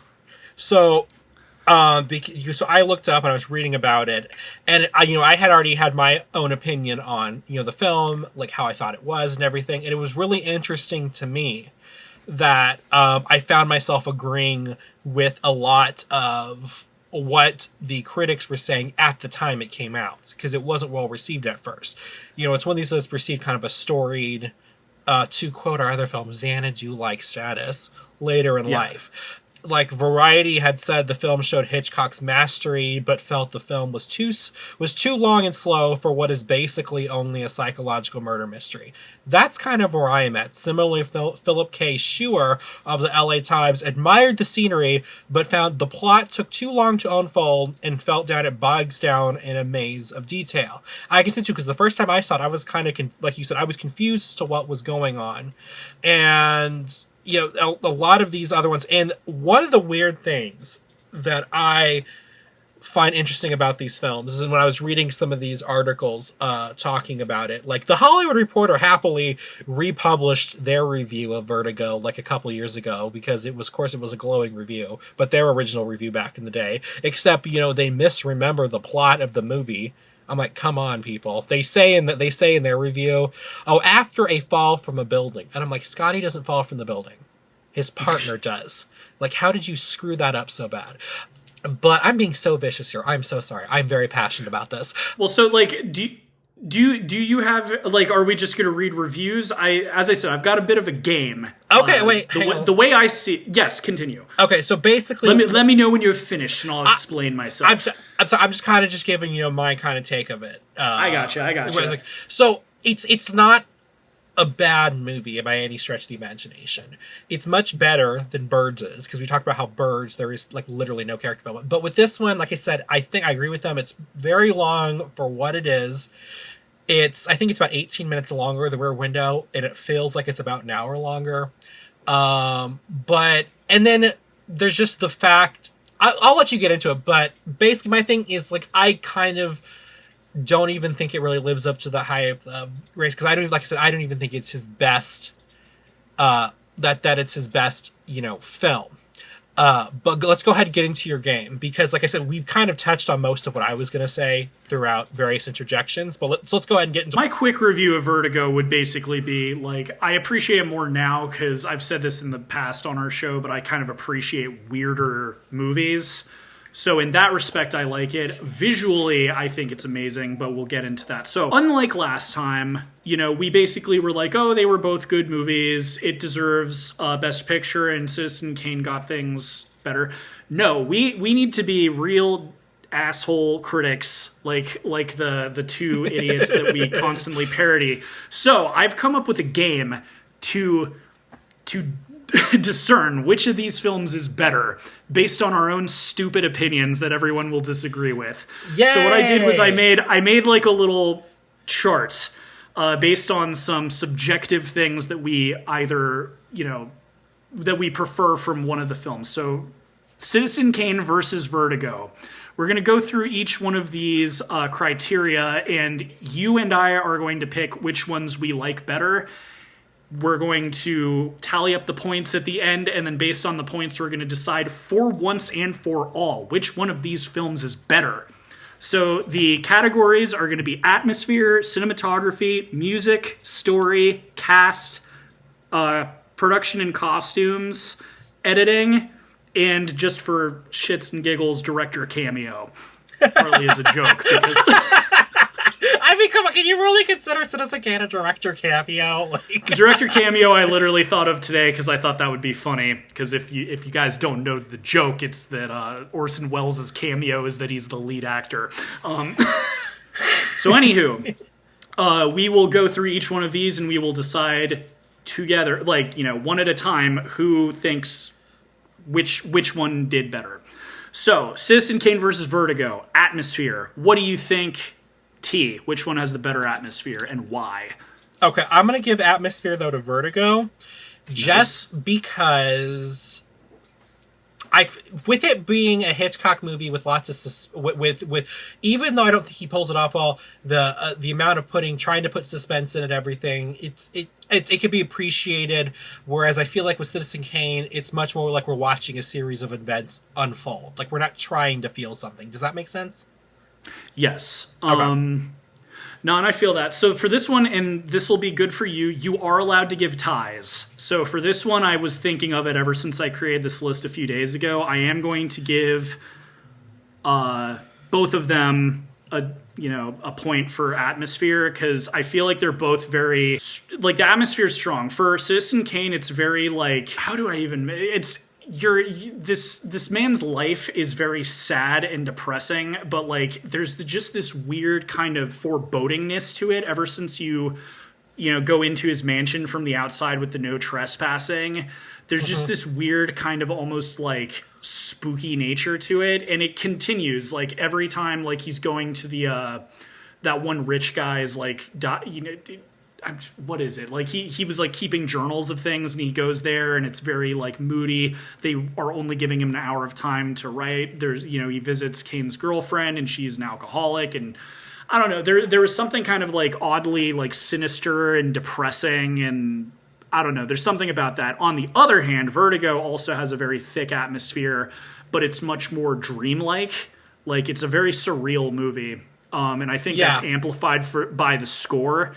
So both of them for me, I think, are very atmospheric, but in different tones. Like with Vertigo, it's much more of like kind of the strange nature of the investigation he's undertaking, and kind of how odd and like dreamlike and weird the story is. Whereas in Citizen Kane, it's just this hard, depressing, like, I don't even know how to explain it, but like maybe you know what I mean. Like, does it make me heartless that I wasn't depressed? No, I mean, like, again, we got into this. Dude, I was like, dude kind of gets what he deserves. It's like, can we just have the end credits of that movie be Taylor Swift's Karma? Like, well, and I mean, and that's the thing too. Like, funny thing that we talked about years ago. Like, and I'm sure you've come around on Citizen Kane. You even own the Criterion version. But like, it's funny. You were so nervous about watching that movie, and then learning more about the director and his intent with the movie, you kind of realized, oh, he's not the good guy. Like Orson Welles, this is basically a fictional hit piece on a on a newspaper mogul. I came around because I love how petty Orson Welles was. 2, young Orson Welles is hot. 3, it was just, I finally watched it, and it was just interesting. It was just interesting. It was taut. It was solidly told. I still think it has one of the greatest plot holes ever, but I just came around it because it was a movie that worked its charms on me. Gotcha. It was just the magic of it was able to come through. Okay, So as I said, you are allowed to tie. Like, I'm tallying points up. So like for instance, in that case, both Citizen Kane and Vertigo would get a point for me, and Vertigo would get a point for you. So it's still, you are allowed to, like, if you can't decide or if you think they're both equally strong, you can give points to both of them. So next one is cinematography. What do you think? Cinematography is okay. See, this is a difficult one because they both pioneered quote unquote techniques. It's a tough one. I'm going to give it to Citizen. Same with me. We're going to give it to Citizen Kane, and we've had this discussion before where how I feel about cinematography is the camera work never became a character. Like, when it becomes a thing where I notice the camera work, it becomes a... Yes, and this is another one where I was torn because they're both really good. Part of the reason I'm giving it to Citizen Kane is because of a decision I made with a different category. Okay, so this isn't fair. You got to go back and redo your list. Right? No, I am putting you on the spot, but and I did have time to think of this. Although, to be fair, this was only 2 days ago that I came up with this, so not too much time. But so I will go ahead and say Vertigo's cinematography is really good. I think it could have gotten the point purely because of the Hitchcock zoom. I also did write down, so let's see, the cinematographer for Citizen Kane is Greg Toland, and the cinematographer for Vertigo is Robert Burks. Part of the reason I'm shouting that out is because one thing that we've tried to do on the show is give credit where credit is due. One thing that annoys me in film discourse is how everything is attributed to the director. Yeah. Wrong. Hitchcock, and in fact, in my notes here, so it's called the Hitchcock zoom. Fun fact, when I was in film school, all of our friends, like, we called it the warp because we didn't know that it had a name. Yeah. I think there's even a technical name for it, but I wasn't able to find that. But so that's wrong. Hitchcock didn't come up with that. He's not the cinematographer. Robert Burks is the cinematographer. So on the show, I'm going to correct it and say it should not be called the Hitchcock zoom. It should be called the Burks zoom. That just sounds cooler. So it actually, Right? the technical term is dolly zoom. So I really wanted to emphasize that the cinematography in Vertigo is amazing in a lot of ways. There's also those crazy visual, like, kind of dreamlike sequences that you know people show a lot with his head floating and all the crazy colors and stuff. The reason I'm giving it to Citizen Kane is that despite how creatively Vertigo is shot, one of the reasons I'm pretty sure this movie made me fall asleep, and one of the reasons I think all of those publications thought that the movie was slow and boring, is all the shots of him driving. A third of this movie, at least, is just him in a car following her. I know! It's like, can't we just cut to destinations, please? Again, it doesn't bother me now, but rewatching it, I'm like, no wonder I fell asleep when I was a teenager. It's just this hypnotic score with him in a car driving. Yeah. Which, again, like, I will give it credit, like, it's you know, visual storytelling. You're seeing what's happening. It's not like, you know, they're constant. Frankly, this is probably the Hitchcock film with the least amount of dialogue. And I think that's interesting. I think it's kind of neat that most of the story is just watching him follow her and, like, you know, kind of piece together things. But on the flip side of that, despite all of the genuinely good, like, creative cinematography, so much of this movie is just a medium shot of him in the car and then a POV of, like, him following. Yeah. So it goes to Citizen Kane because there's none of that. There's lots of, like, interesting shot composition, good movement with blocking. Also, it's worth stating that Citizen Kane popularized the wide focus.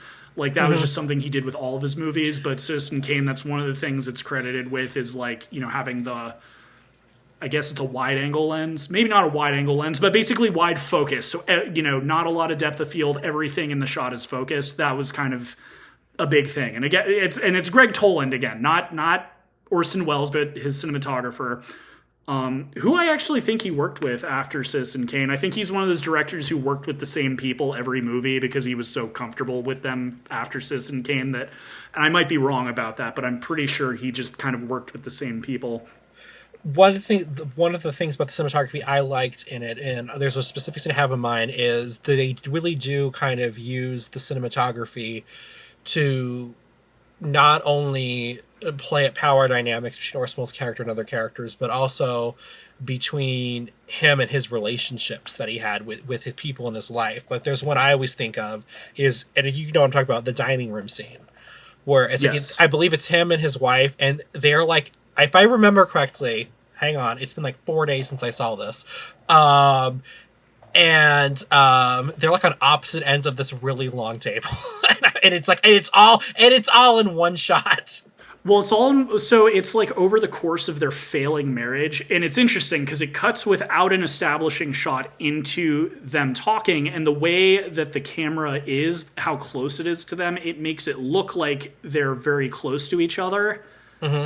And it's just a two shot of them talking for, you know, scene after scene after scene, you know, years passing.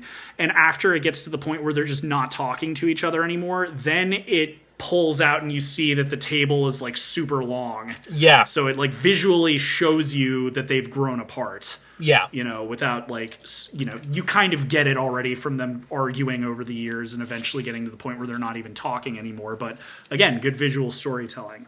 All right, so the next, and this is going to blow your mind. I've got a fun fact here, but so the next category here is music. Okay, unfortunately, that has to go to Vertigo. That is just such an iconic, and I actually I know you're going to talk about my homework. I'm going to talk about your homework. I'm also going to talk to you about an opinion you had on what I consider another iconic theme. So first off, who is I forget what his name is, but who did the score for this? So here's where I blow your mind. Guess what? What? Both films have the same composer. Both films What? were scored by Bernard Herrmann. Yo, that is wild. Okay. Crazy, right? So I did not see no that matter coming. what, he wins, but I'm also going with Vertigo for this.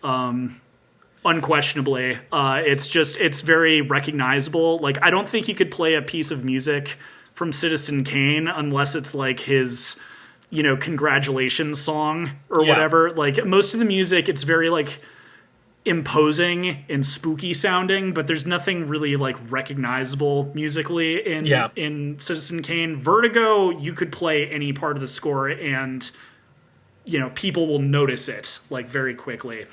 But yes, go on with what you were saying. I was going to say is there was a film, because they talked about how this film has been, we'll talk about this at the end, but it's been remade previously, supposedly in 1976. It was a movie that had a very, very similar plot. They call it a remake. I don't really think it is. But it was also scored by Bernard Herrmann. So that was interesting. I found that out. He was the John Williams before John Williams had a career, apparently. Right. It blew my mind when I realized, oh my god, it's the same guy, same picture in IMDb and everything. But yeah, so both of these movies have the same musical composer. And then as I gave you homework to watch, this was also used as the overture for the Born This Way music video. When she's describing the birth of the little monsters. Yep. And it actually, I think it kind of, especially when you think of Saul Bass's title design for Vertigo, which is pretty iconic. The poster's iconic. The title design's iconic for Vertigo. I do think she took a lot of cues from that as far as using geometric shapes and repetitions of them and stuff like that into, and we've talked about how she used to have Lady Gaga as a film buff. I think she took a lot of that into Advisement when she designed that whole opening sequence, because a lot of it, like I said, had to do with shapes, to do with repetition, had to do with simplicity. So I do think she was very much inspired by the Vertigo opening credits, and not just because of the song, but for the longest time, to me, this was the manifesto of Mother Monster song before I found out it was in Vertigo. There you go. No, but it's amazing score. I could actually like listen to it. And it, again, speaking on like my teenage self, the score is as good as it is. I think that's another reason why it put me to sleep. It's very hypnotic. So when you're just like listening to it, watching someone drive a car, it's like, that's why it put me out. It's really good though. Can't emphasize that enough. The hypnotic nature of it really, it adds to the atmosphere I was praising earlier. It adds to the kind of weird story, which is a perfect segue into the next category. But yes. Hang on, really quick. I wanted to tell you this because we talked previously about Airport, and I told you how much I love the opening sequence and I love the score. And I remember you talked about how it didn't really seem to fit what was going on. It was so over the top for what it is. I kind of put this in the same category. I was like, it had such a gorgeous and, like you said, hypnotic opening and score. Like, to me, it's like it didn't even really fit. I think it does. And again, perfect segue. So the next category is story.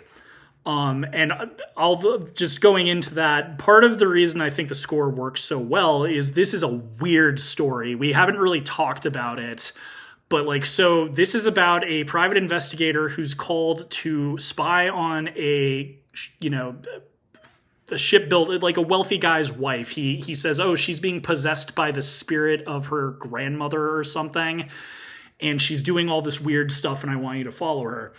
And that is an odd setup for a movie. But then he's like following her, and she's doing all this spooky stuff. She's acting like she's possessed and all this other stuff. And just to summarize the plot of the movie, it turns out it was a plot to murder his wife. The woman who's being followed is actually an actress who James Stewart's character falls in love with.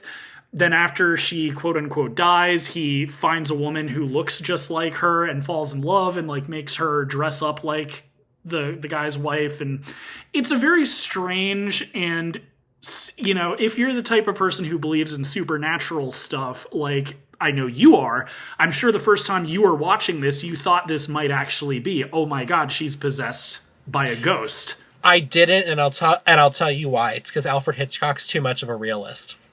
That's kind of true. But I don't know. I could see him doing maybe... You're not wrong. Like, he always is. He never delved into that. But the first time I was watching this, I was like kind of convinced this was a spooky movie. Like, I was like, is this where this is going? It's when she dies where, like, I got really confused as a teenager, and then it gets almost like soap opera-y when you find out that she was an actress and he somehow bumped into the actress and fell in love, and it's very weird. And I guess this is also the perfect time to talk about how Scotty is a creep. Yes! We talk about what a weird, creepy... Say what you will about Charles Foster Kane, at least he could pick up women without stalking them. Like, Jesus. Yes! This movie...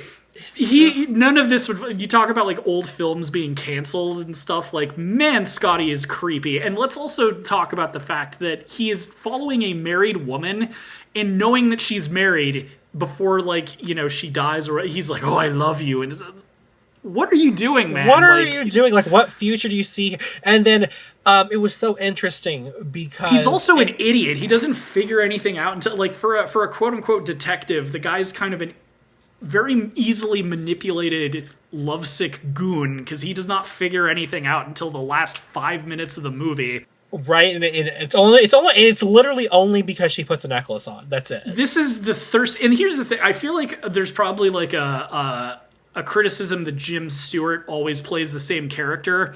This is a good example of no, he doesn't. Because, like, take Rear Window, where, like, he's obsessed with his photography. He's got this hot woman kind of hanging off of him, and he's not really into it. This character, Scotty, is like the thirstiest man alive. Yeah. And it's also kind of funny how Midge clearly, his I guess it's his assistant. I don't know if it's just a friend, but, you know, like, she clearly is like, has a thing for him, and he just doesn't really notice. But yeah, I just, it was so funny to me watching this and just being like, this is like one of the most unlikable main characters. He's such a buffoon, and he's so easily tricked, and he's creepy.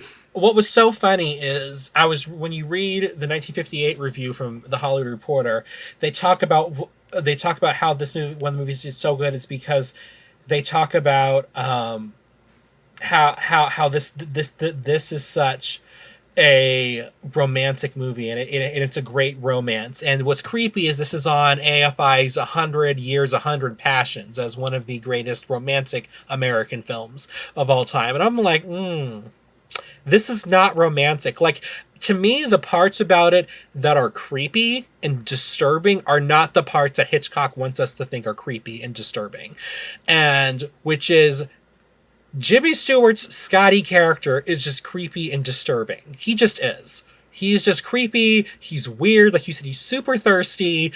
And I feel like they wanted us to just be like, oh my God, it's so weird they played with this man's head. That's so odd and disturbing. No, the guy's disturbing. He's just weird.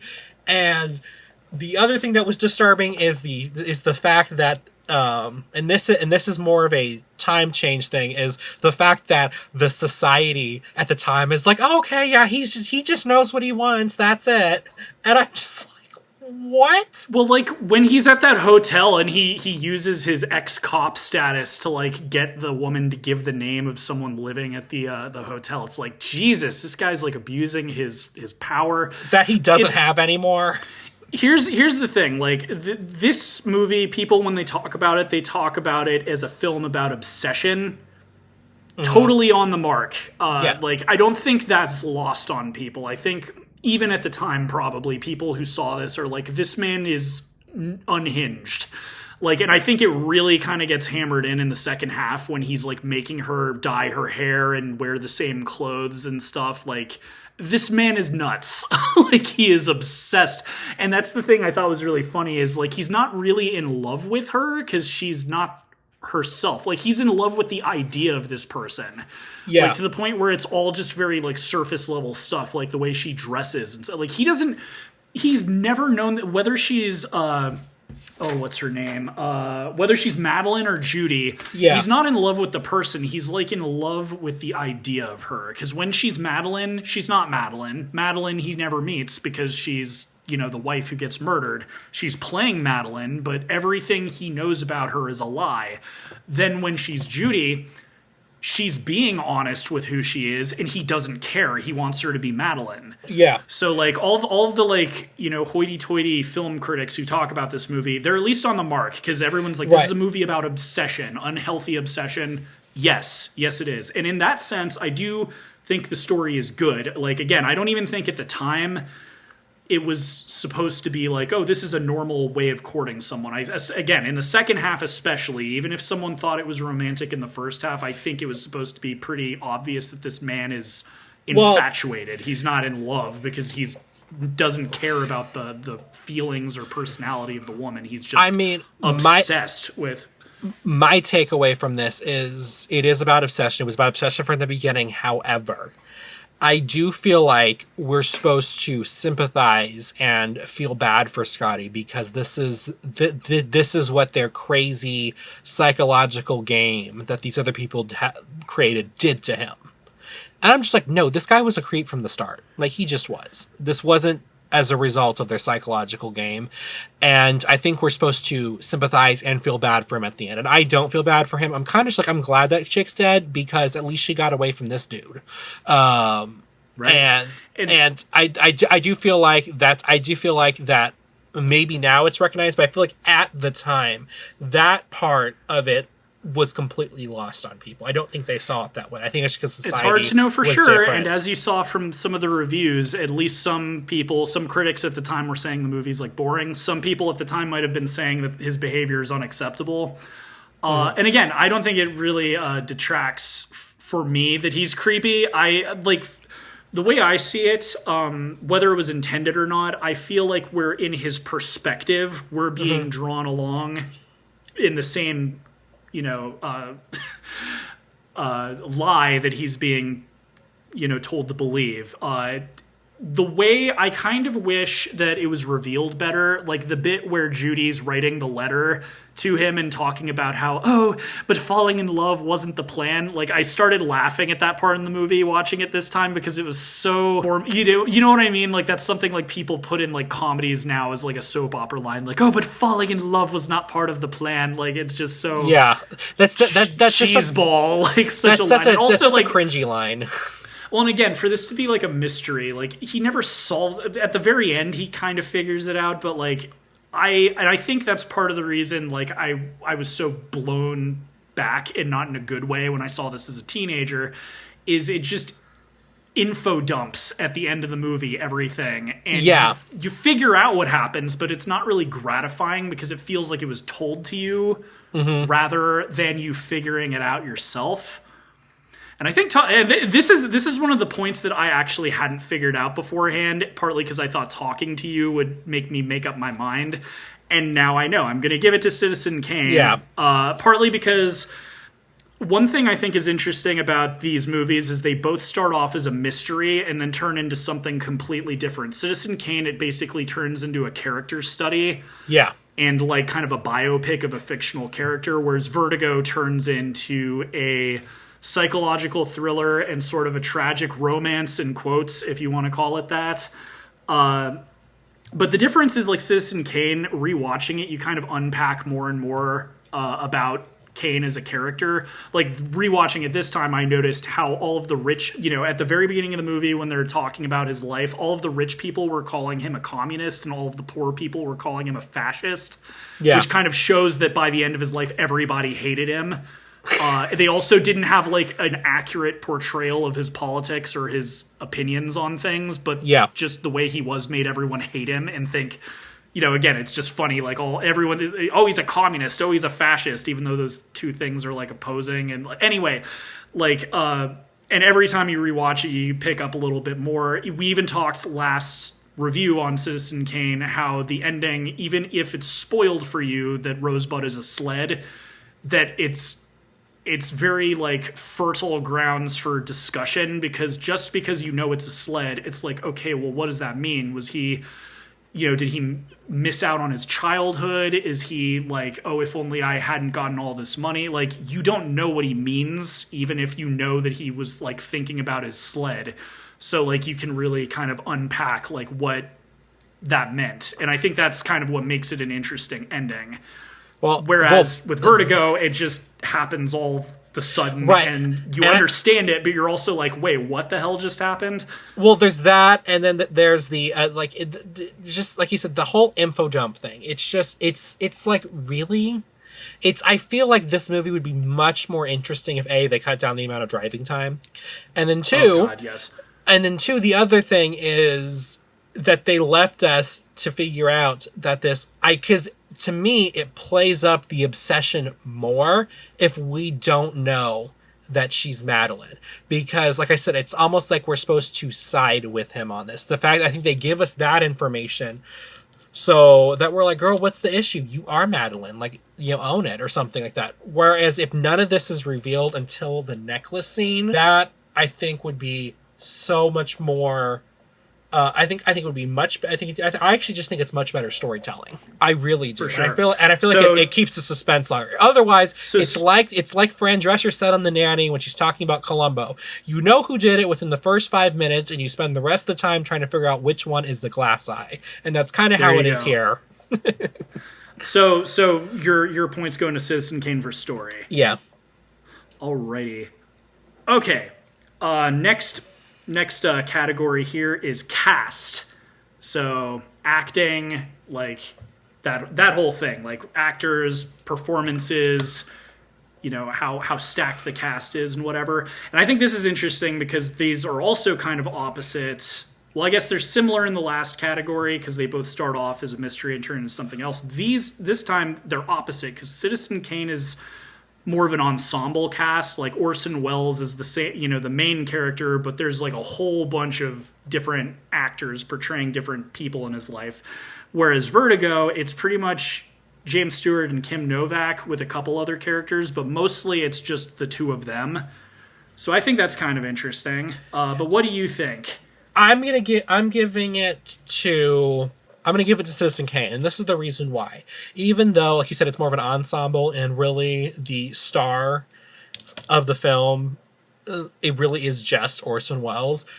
I feel like I've kind of seen this character from Jimmy Stewart before, so you could say he was well casted, but to me, it's less interesting casting if it's somebody who's kind of played this investigative person before. So to me, it's like, it sounds bad, but it's Jimmy Stewart being Jimmy Stewart. Okay, there we go. Because I've seen him play this role. It's in a Hitchcock film kind of before. So it's like it wasn't that much of a stretch to cast him there. And then Kim Novak, she was fine. I didn't think She's no Grace Kelly. She's not Grace Kelly. She's not Grace Kelly. She's fine. She was there. Yeah. And the fact, I don't know what they did with her eyebrows in the second half when she's Judy. I was like, girl, fix. That was the one thing I agreed with Jimmy Stewart. Fix her dang eyebrows. They look awful. She kind of looks like one of those, don't want to be offensive, but yeah, okay. I mean? Like without you saying it, I know what you mean. And yes, I agree. Yes. Well, as a Latino man, you might even be able to say, because I don't know what you call it. Like, is it a chola or something? I don't know. You know what I mean. I'm gonna have to cut this out. Yeah, she's got so like might the as fake well that weird, I'm gonna have like to cut. painted on. Well, it's like whatever. an American Dad when he says, "What's wrong with your eyebrows? You look like the cashier at CVS." Oh boy. No, man, this is a tough one because you gotta really hand it to Orson Welles. Like nowadays, the type of movie that Citizen Kane is basically like your Oscar bait biopic. Like I'm thinking of like a bad example is J. Edgar from like 2010. I wanted to like that movie so much, but they took out so much of his homosexuality. It was so upsetting. Oh yeah, they did. They also, but it's so funny how like Citizen Kane came out in the 40s, but Orson Welles is so good at playing different like ages because like he was like, I don't even think he was 30 when that movie. I think he was in his late 20s when he directed that. So he's playing like a young man, then he's playing like a middle-aged man, he's playing an old man. The makeup is believable, and he is very good at like changing his physicality and voice. So, like, I think a lot of the character actors who round out the cast do a really good job in their roles, but you got to give it to Orson Welles for really making you buy the fact that he is all of these different ages. At the same time, with Vertigo, I kind of disagree with James Stewart because, like I said, like I feel like a lot of people who don't watch a lot of old movies or movies with him kind of think he plays the same character, which I would. Part of it is he has like a specific voice, so a lot of his characters, you know what I mean? Like they can come across. They're not the same character, but they'll come across the same. Like Harvey, he plays an alcoholic who thinks he's talking to a rabbit. So like I feel like that's just kind of being, you know, not fair to him. This is his most unlikable character. Like I'm thinking of like that is true. He's usually a likable person. Like even even in Rear Window, like his whole thing is like he's just upset that he can't be out like taking photos. Like the most silly thing about his character in Rear Window is that he's got this hot woman like hanging off of him, and he's like, I don't know if I really like it. It's like, dude, she's bringing you lunch. Shut up, like just get. Or as you said, she's my spirit animal, which that was the biggest basically. Compliment ever. But I will agree with you. He was in oh god, he was in It's a Wonderful Life, right? Yeah, and that's another one where his character is completely different. Like I feel like people that feel that way about him, it's like they just haven't seen a lot of movies with him because he does play different characters. He just has this. He has the unfortunate side effect of having a very recognizable voice, like the way he talks and everything. He sounds the same with every character he plays, but he's very different. And so, like, with him being kind of a creep in this one, I'm going to be a little bit more charitable and believe that a lot of the choices he makes are based on the character. And again, like, even at the time, people were like, this is a movie about obsession. So yeah. I think... You know, and Kim Novak, when she was pretending to be possessed, she's like, one of my favorite scenes is when they're in the woods and she's like, you know, pointing at the rings and I was, you know, she goes off on this monologue about like where she was at that time when she's pretending to be a ghost. Yeah. And she's very spooky. Like, so. Okay. It's really hard for me to decide. I think I'm going to. Yes. I'm going to revise really quick. I'm not changing my... I haven't told you what my decision is, but I will revise this. James Stewart, I totally forgot about him being in the Philadelphia Story and him also being in It's a Wonderful Life. Thank you. It's a Wonderful Life. And you were absolutely right. He is a completely different character because I just spent like an hour talking about how gross this guy is. Yes. Jimmy Stewart did a fantastic role playing somebody that's gross and stalkery and everything. I still agree. Kim Novak was basically just there. As I said, when she was pretending to be possessed, I really liked her performance. Like and especially again, like going back to thinking of how I was like absorbing this when I was a teenager, I did think that the movie was taking a supernatural turn until, you know, it's revealed that she was an actress and everything. So I really do got to give it to her for when she's pretending to be, you know, an insane ghost possessed person, because she is very spooky in the way that she delivers her lines and everything. And I don't know, it's a tough one. Hey, let me give you this one. You're giving it to Citizen Kane though, right? I will tell you, I'm giving it to Citizen Kane, and this is the reason why. Even though I don't know why I want to say Jimmy Kimmel. I'm sorry, that is not even the right decade. Jimmy Stewart. Yeah, he was fantastic. The reason I'm giving Citizen Kane over, and I'm literally just going by leading men at this point because I only can to make it fair, is because the fact that what Orson Welles went ahead and portrayed an excellent performance in this movie while also serving as the director and I think maybe even the writer for this movie. No, actually, he had nothing, not even, or I guess he was credited. It's 3 people. Yes, Orson Welles, Herman Mankiewicz, and John Houseman. Right, but he was still directing this film. Yes. He was acting in this, and the fact that his portrayal has become so iconic, it's been parodied several times. And the fact that he basically, since it's literally just his character, I mean, come on, you kind of have to give it to him because he literally has carried this film for like, and I'm giving it over to 70 years. Yeah, I'm giving it to Citizen Kane as well. I do think James and Kim were really good leads, and I think they also had good chemistry for what they were, this type of weird, toxic romance they were going through. But I'm giving it to Orson Welles primarily because, again, like him.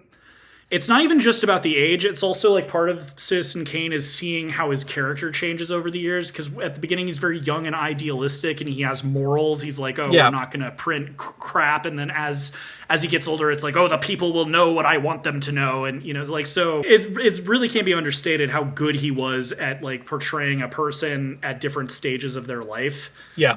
Again, both movies are really good. I'm going to give it to Wells. And with that, I actually think we're probably going to agree on this next one. Production design and costumes. I'm gonna have to give that one to Vertigo. This was another one where I decided it already.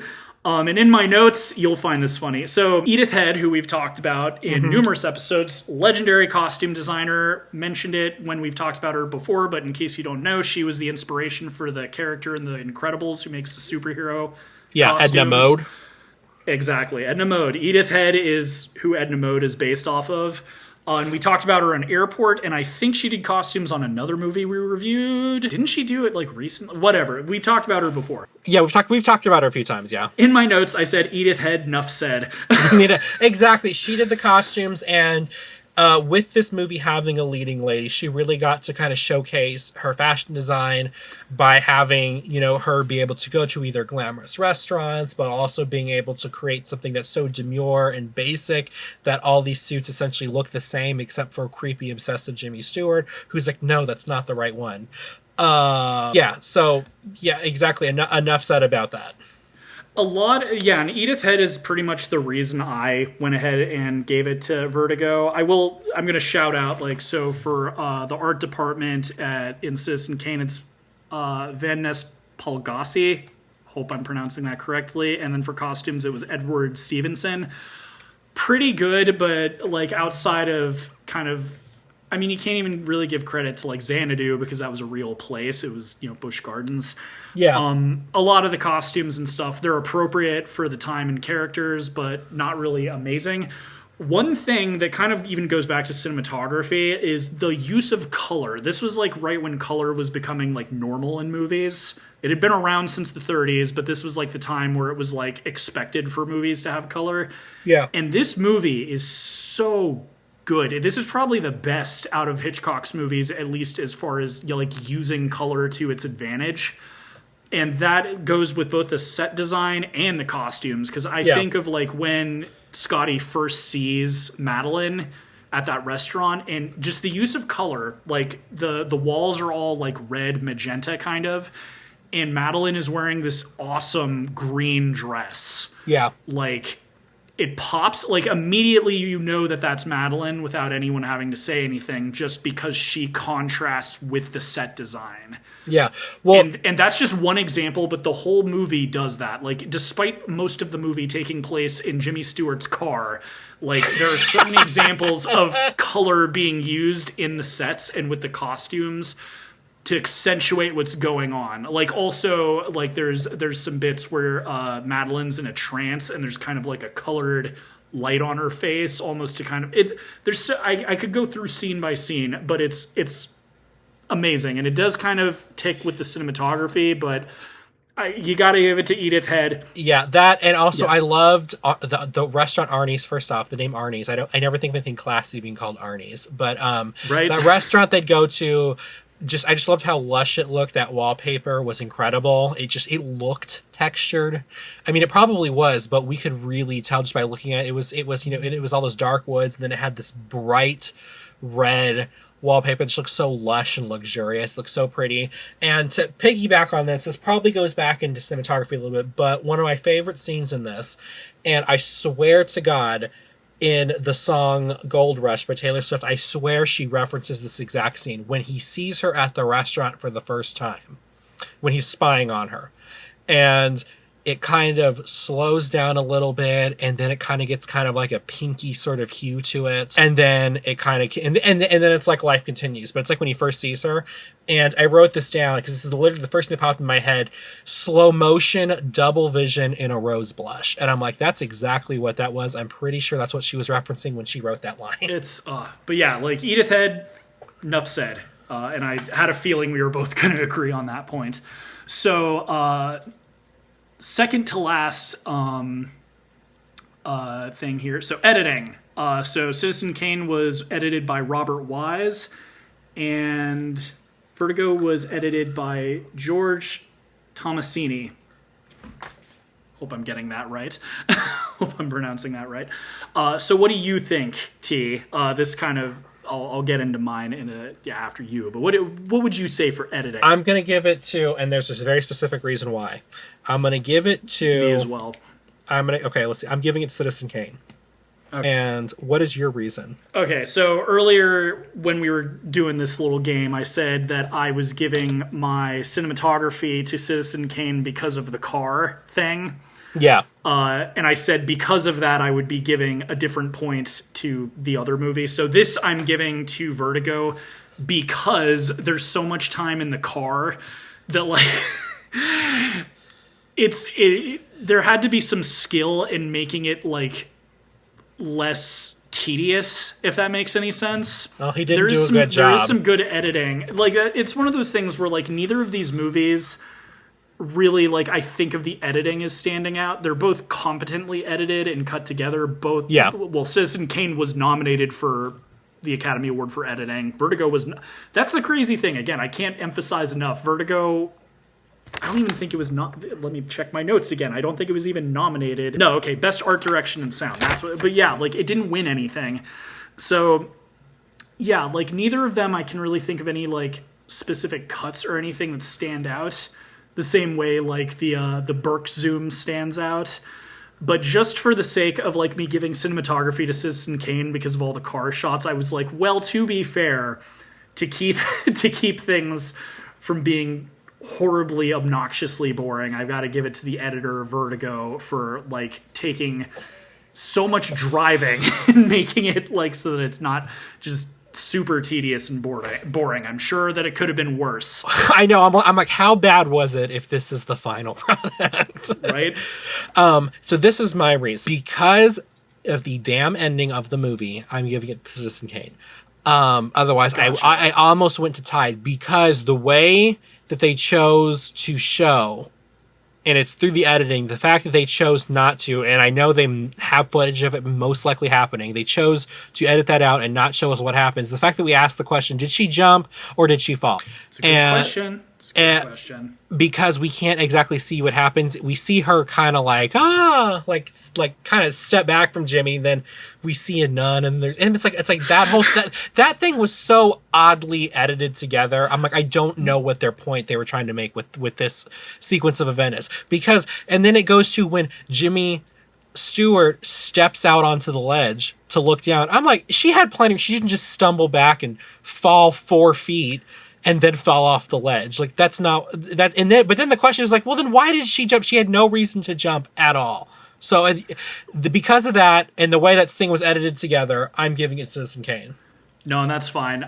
My evil sense of humor was also, like, thinking of, like, because before that happens, like, he's like, I'm gonna kill you, unless you tell me what happened or what, like, he's, like, forcing her off the edge. And I'm thinking, like, what if the nun, like, he's just, like, turns around, and, like, throws her off the side? Right? I mean, it is kind of crazy that even in the quote-unquote, like, good European ending that he wouldn't get in... the movie ends there with her falling to her death. And, like, you would think that he would get at least arrested because what does it look like is happening? Like, why would he be there if I don't know. Like, it's funny to me that he wouldn't get suspected of her murder because it looks like that's what's going on. Right. And that's one of the reasons why I like the way it was described, the European ending, because we know he doesn't get arrested.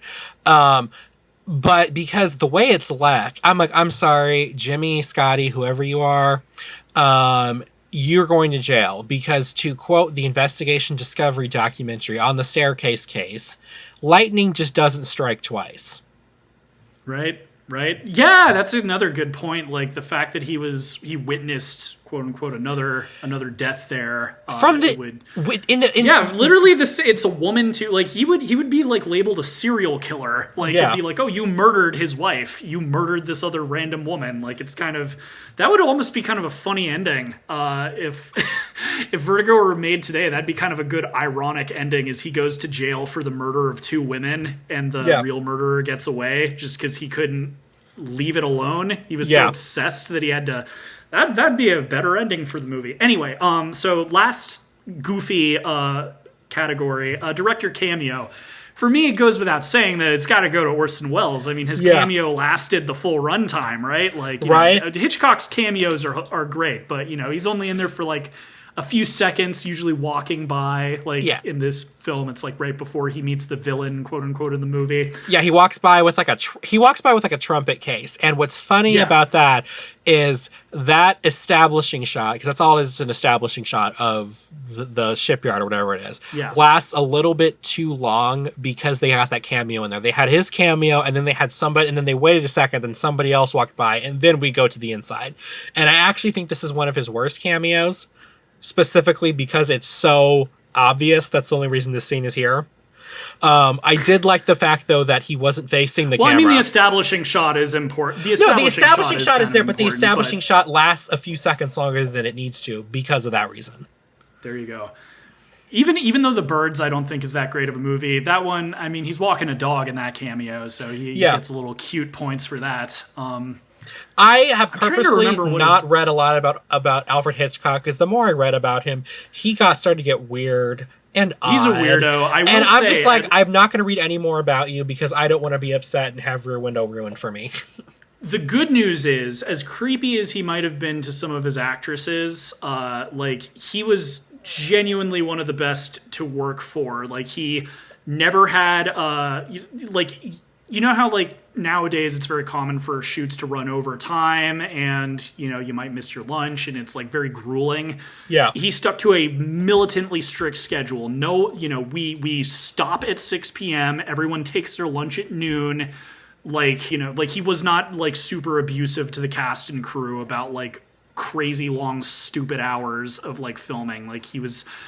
From what I hear, he was like one of the best directors to work for as far as like actually getting your breaks on time and taking your full breaks and all of that. So he was at least a good working man's director. Yeah. But so your director cameo is also going to Citizen Kane T. Yes. All right, so with that, if you can give me a drum roll while I tally up the score here. I wish I had my pig. Hey, pig, come over here and purr. I can't do this too long. Okay, I can't do this. Drum roll sound. Okay, so it has been decided by Reels on the Rocks hosts, Whiskey and Sweet Tea, officially that 10-7, the better film of all time, is officially Citizen Kane. Thank you. And we didn't need 2 hours of driving to figure that out. Now, no, we didn't. I ran a third option on here, and I've decided that except for director cameo, Gone with the Wind wins on All Fronts. Well, so, like, obviously we're closing this out because we have officially decided which the better film is. Yeah. And again, in case... I'm sure everyone knows by now that I'm joking, but like, if you guys listening like this format, I would be happy, and I'm sure T would be happy to bring this back, because I think this is an interesting kind of podcast topic, is comparing two films, either, based on which is better, or like, for instance, if there was like a remake of an older film, or like comparing two films like this could be kind of an interesting like future episode thing. I thought it was an interesting idea when you came up with this idea years ago, T. And if any of you listening... Back when I was young and full of dreams. Right. But if any of you listening like this format, please, hit us up on Twitter, We should probably create a Threads because Twitter might not be around for much longer. I know. I was actually going to bring that up. Listeners, we are still on Twitter at this moment in time. However, if you are listening to this in the future and if we don't exist anymore, we've most likely moved over to Threads. I haven't made that decision yet, but I'll keep you posted if it does change. I feel like when Elon's talking about a literal dick measuring contest, that it's probably over at this point. Listen. If he does that and he doesn't post the pictures, I'm upset. I mean, I'm not that interested, but you can't say I want a literal dick measuring contest and then not show us the photographic proof. But yeah, hit us up on Twitter. If you're listening to this on YouTube, give us a comment on what other films you'd like us to compare, decide which is better. And if this is your first time listening to the show, whether it's on Apple Podcasts or Spotify or YouTube or wherever you came across us, we have a whole bunch of other episodes that we even referenced in this one. So feel free to check out some of those older ones. Otherwise, I've been Whiskey. And I've been Sweet Tea. Keeping it Kino. And suck it Scorsese. I said what I said, and I will never change my mind. It's your catchphrase. It's my catchphrase. Hang with you guys next time, and it's going to be a little while. This is kind of a longer episode because this summer we're taking it a little easier, but we'll be back for back-to-school movies. Yes. Somehow those are canceled, but hopefully not. But yeah, until next time, see you guys later.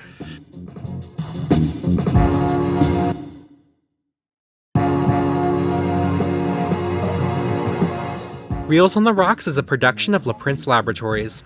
It is produced by Alejandro Castillo, edited by Andy Reisfeld, and features original artwork by Ace Esparza and original music by Pat Mars. Follow us on Twitter at Reels on the Rocks, and tweet at us with any movies or topics you'd like us to discuss in the future.